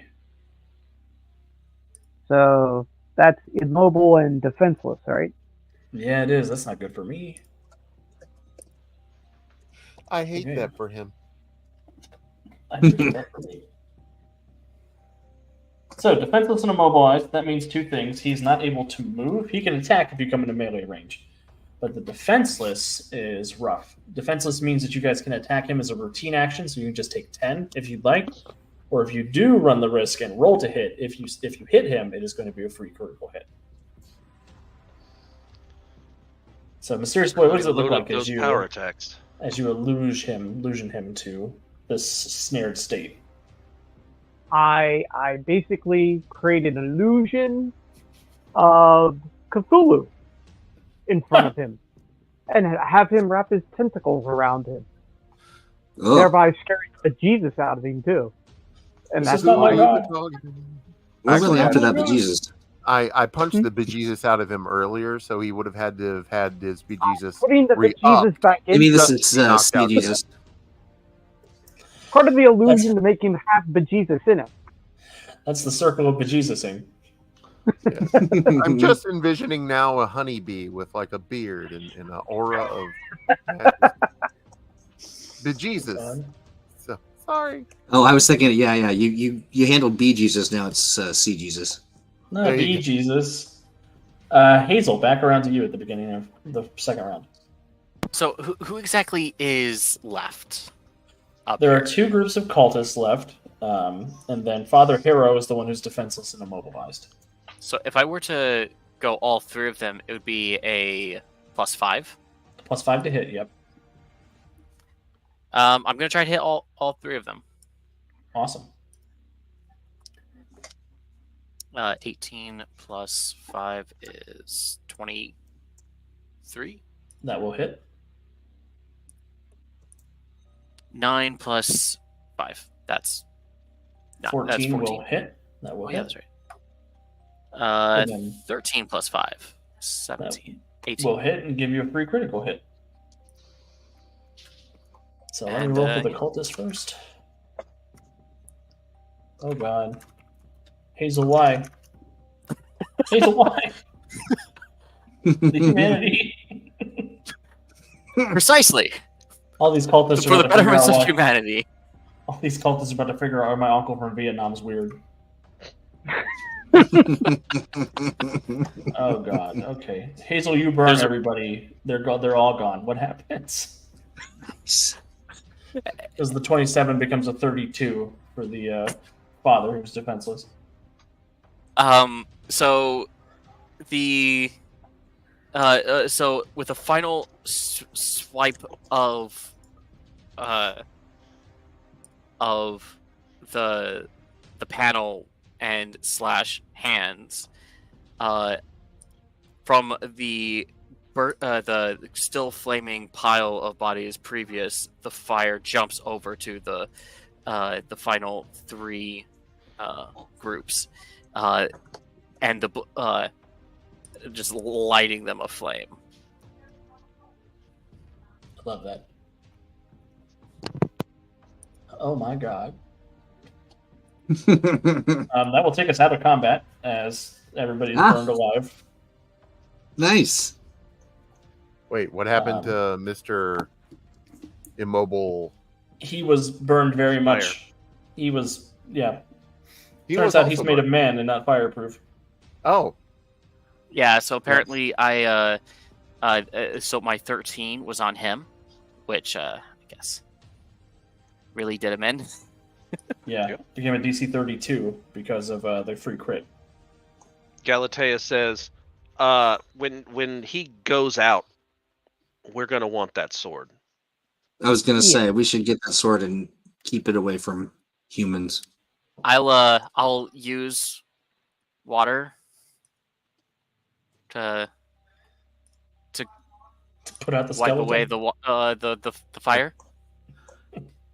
To get the, To put out the fire? cooked meat off of the off of the Skewer. sword. Yeah. Ugh. Irish stew. Sorry. I have to run my dogs out real quick. I'll be back. Yeah, no worries. Oh, awesome. Damn. That sounded personal. Hazel does not seem pleased by the mass carnage that they created. My You had to character is do like what you had to actually very do. concerned about, if you guys are okay. I like children shouldn't see this. Yeah, this child is not doing too well mentally, but is kind of like in shock and is pushing through. A mysterious boy's immune to fear, so at this point, my opinion is he's just kind of like, okay. You want to? Yeah, he's kind of a yeah. But I'm gonna say to Hazel, I'm just gonna say, hey, you had to do what you had to do. Yeah. You saved millions. I mean, I think we Hopefully. haven't gone to the basement yet. it kind of feels I like am. this might what I was born to be, I guess. I have a Understand. question. Yeah. We are detecting, or rather, Mur detected that this area was in the basement. Was that? Do we know if the suppression goes all the way up 2 floors, or if the suppression is only if you venture down into the basement? It seems like it's only if you go into the basement. I have a question. Mm-hmm. How much damage or like a possibility is it to so 25 tons? How much is that? 25 tons. Is the house over You could wipe the house away, no problem.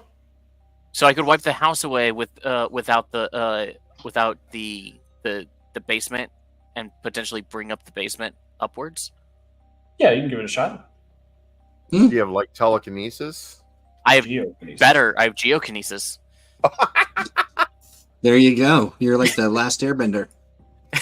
And basically, technically, with geokinesis, they're not touching the basement, which has a suppression field. Yeah. They're pushing Yeah. like 10 feet out underneath, pushing that up. Nice. So Yeah, Yep. that's no problem.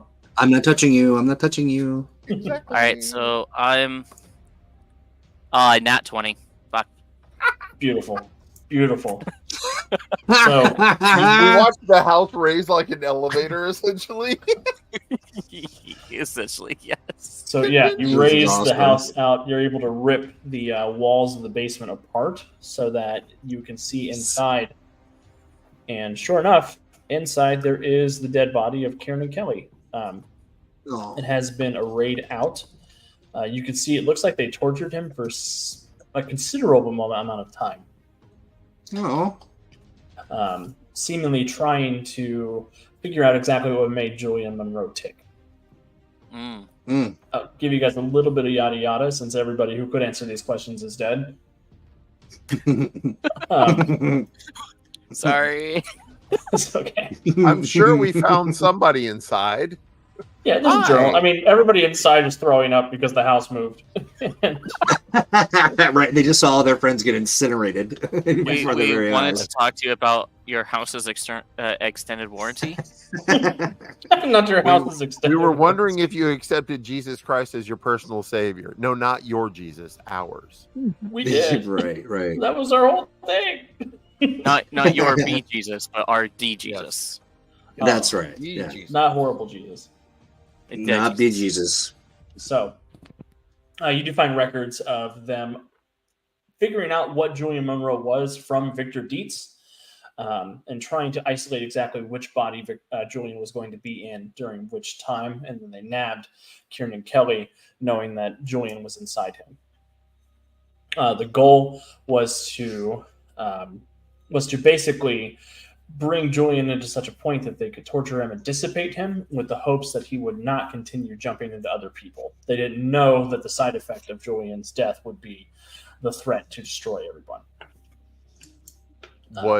But is his spirit around? Can anybody sense that? Yeah, like what's the... Yeah. So if his spirit was around, it was in Kieran Kelly's body. Oh. It is going to need last resurrected. little... Yeah. So we need to wash the lich dust out of here, So I don't... right? is the might have- we can transport the body out using geokinesis, can't we? Yeah, you can pull the body out and then take it to the McVeigh Coven, who can do the resurrection. Yeah. Okay. Thanks to your thinking ahead, they're able to do the resurrection and resurrect Kieran Kelly and Julian Monroe, but you can capture Julian Monroe's essence inside the capture jar that Ronald created. Nice. Isolating But it's him temporary. Right. It is temporary, so you'll have to find somewhere to take him. We did. Yeah, we I did mean, ask. we've got this whole jar. We can take it to the coven. Can they dissipate the soul? Yeah, So they he's can no do that. longer. Okay. They're like, So- yeah, we can get rid of that. I mean, we blade. did specifically ask Yeah, we them can throw that away for for that you. kind of help. As long as you won't be a threat anymore with his, I mean, what he was doing, he was fighting against them. I'm kind of torn as to what we should do with him. I mean, he did make a He kind of was a a big jerk. threat. He, He was a did jerk. kill him. So. Well, Yeah, the- yeah. 5 people. Yeah, him go He bye just bye. blew up the heads of... Yeah, no.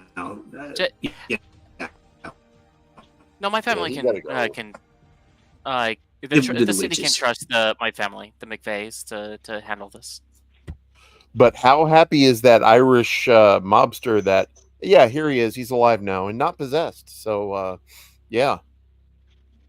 We're good, right? Good luck, Kieran. We're good? Okay, cool. Yeah, they're going to take Kieran back, and they're going to give him a thorough scolding. So, free Guinness and Irish Irish, mob. Can I get for Irish us for a coffee? while. Right? There you go. But yeah, you guys are able to basically deal with the spirit of Julian Monroe to nullify him as a threat, to make sure that he will never come back to do this again to Titan City. And any final closing thoughts for your characters before we fade off into the sunset? I'll start with Hazel. Your mother does come over and congratulate you for all of the positivity that you did and all the good that you were able to bring your powers to do. All of the walls basically collapse at that time. Hazel's barely able to get words out as he essentially just says, "That's all I've ever wanted." He also says that I don't want to take ownership of this. This was not me. This was the coven, and is like very much planning on ensuring that as word spreads, it's not Hazel McVeigh. It's the McVeighs, and that the town or the city is, if they're indebted to anyone, the concept is McVeighs. Awesome. And she Nice. will end your exile and bring you back into the fold to potentially start Prosperity. training you properly. Oh, And to have a relationship with your mom, I guess. Okay, that's fine. Yeah. Yes, that's awesome. I love it. Yeah. Ronald? I will give my business card to Hazel and say, after what you saw, you need to talk. Then I'm going to gather up my courage, walk over to Galatea, and say, "You're possibly the most beautiful and captivating woman that I've ever seen. I'd like to take you out for dinner, dancing, and theater." Your And then look request at will you be out there. considered. Thank you for your time. I will turn around and walk away. After giving my business card, of course. That's it. Awesome. Mer? I'm just gonna reflect on how sad I am to have lost Father Armitage, and will think about James is 14, but he's got family, right? Isn't he? He just lost. All he lost was the housekeeper. Yeah, he has family-ish. Yeah. Yeah. Yeah. So I'm going to. I'm gonna thank everybody for all that we did and impress on everybody how meaningful it was, and then I'm going to I'm going to fly to the church, and I'm going to think about. I'm going to contact whoever I don't know, what is it, the Monsignor or the the Pope. I'm going to talk to the Pope. I'm going to call the Pope. The Bishop, I'm probably. going to call the Pope. On the Bishop, Pope that's what I phone. meant. Yeah. Yeah, I'm going to pick up the Pope phone and make some potpourri. That's how you do that, right? I think so. Yeah, I think so. They're very fragrant. That's They're how very it sounds fragrant. legit. Yeah. Sounds legit. Smells legit. Awesome. James? Basically, I'm going to be happy that I got to meet Mr. Powers. I got to go in TARDIS Club. I got all kinds of fun stuff I had to do. Plus, I now have my own flying gargoyle I can hang around. Heck yeah. Yeah. So, I lost a house. I lost a nanny, a house sitter, whatever. And I gained a gargoyle, so that's not that bad a deal. But Decent trade. you'll have to explain this to my father, who's probably going to be upset because there's probably going to be an insurance thing about this. I do wonder what they think is going on. Floating employee heads. I don't want to get blamed for that one. That's the other thing. Make sure I'm not getting blamed for people's heads exploding. Maybe I'll there's go with you.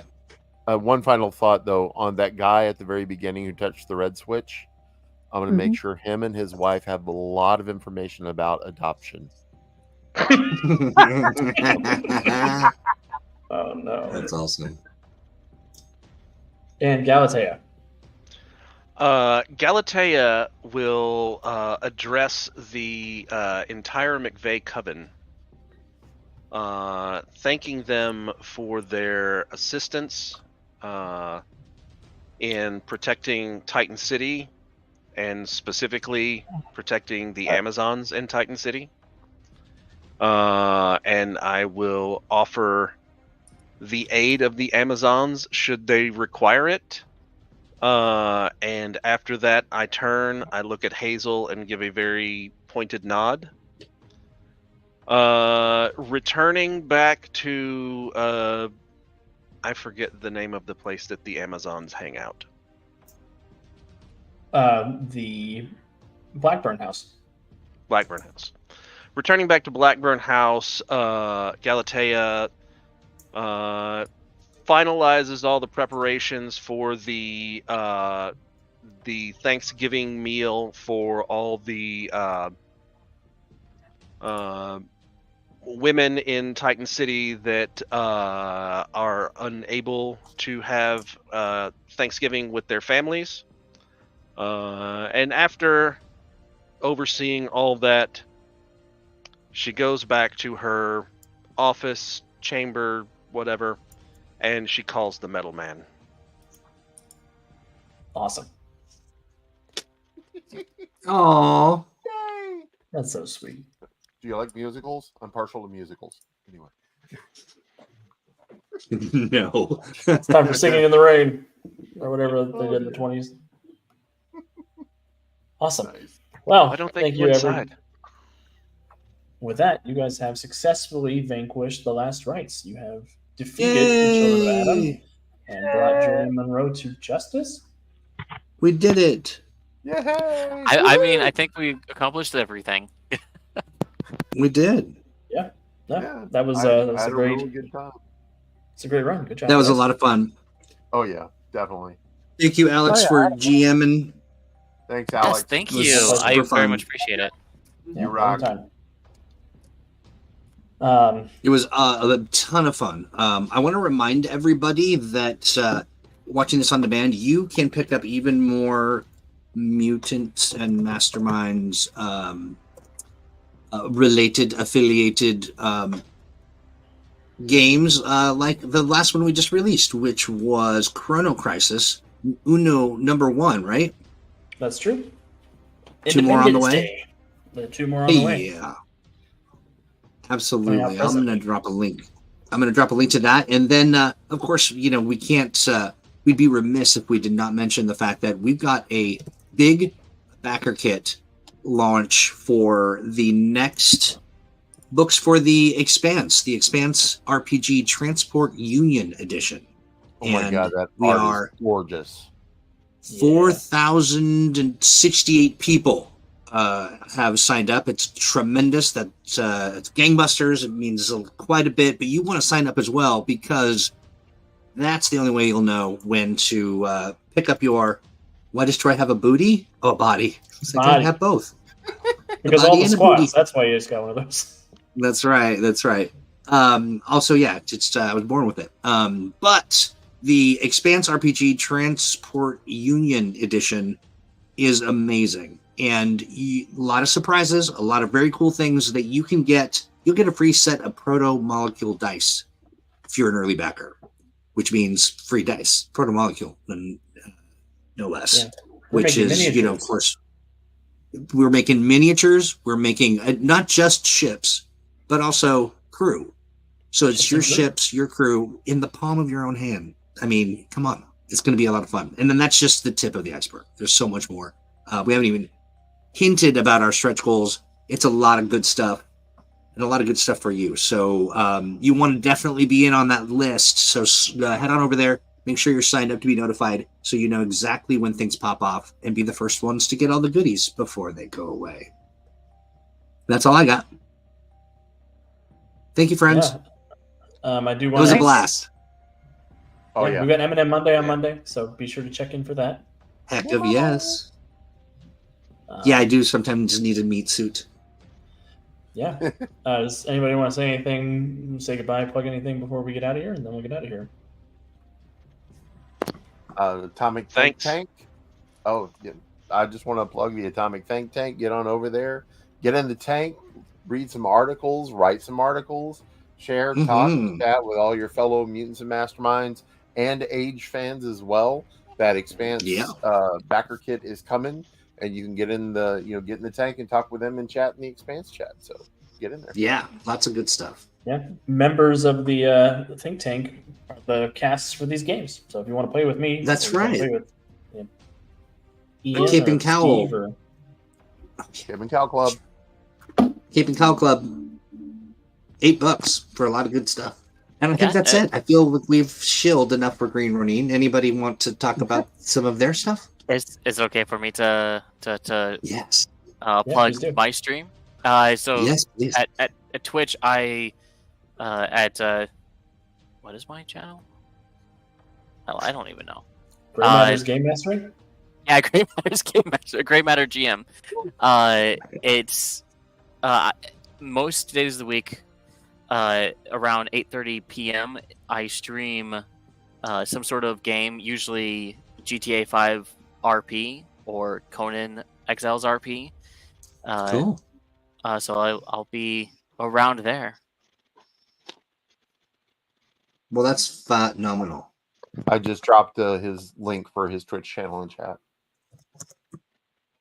Good, I gotta go find it. And Monday nights,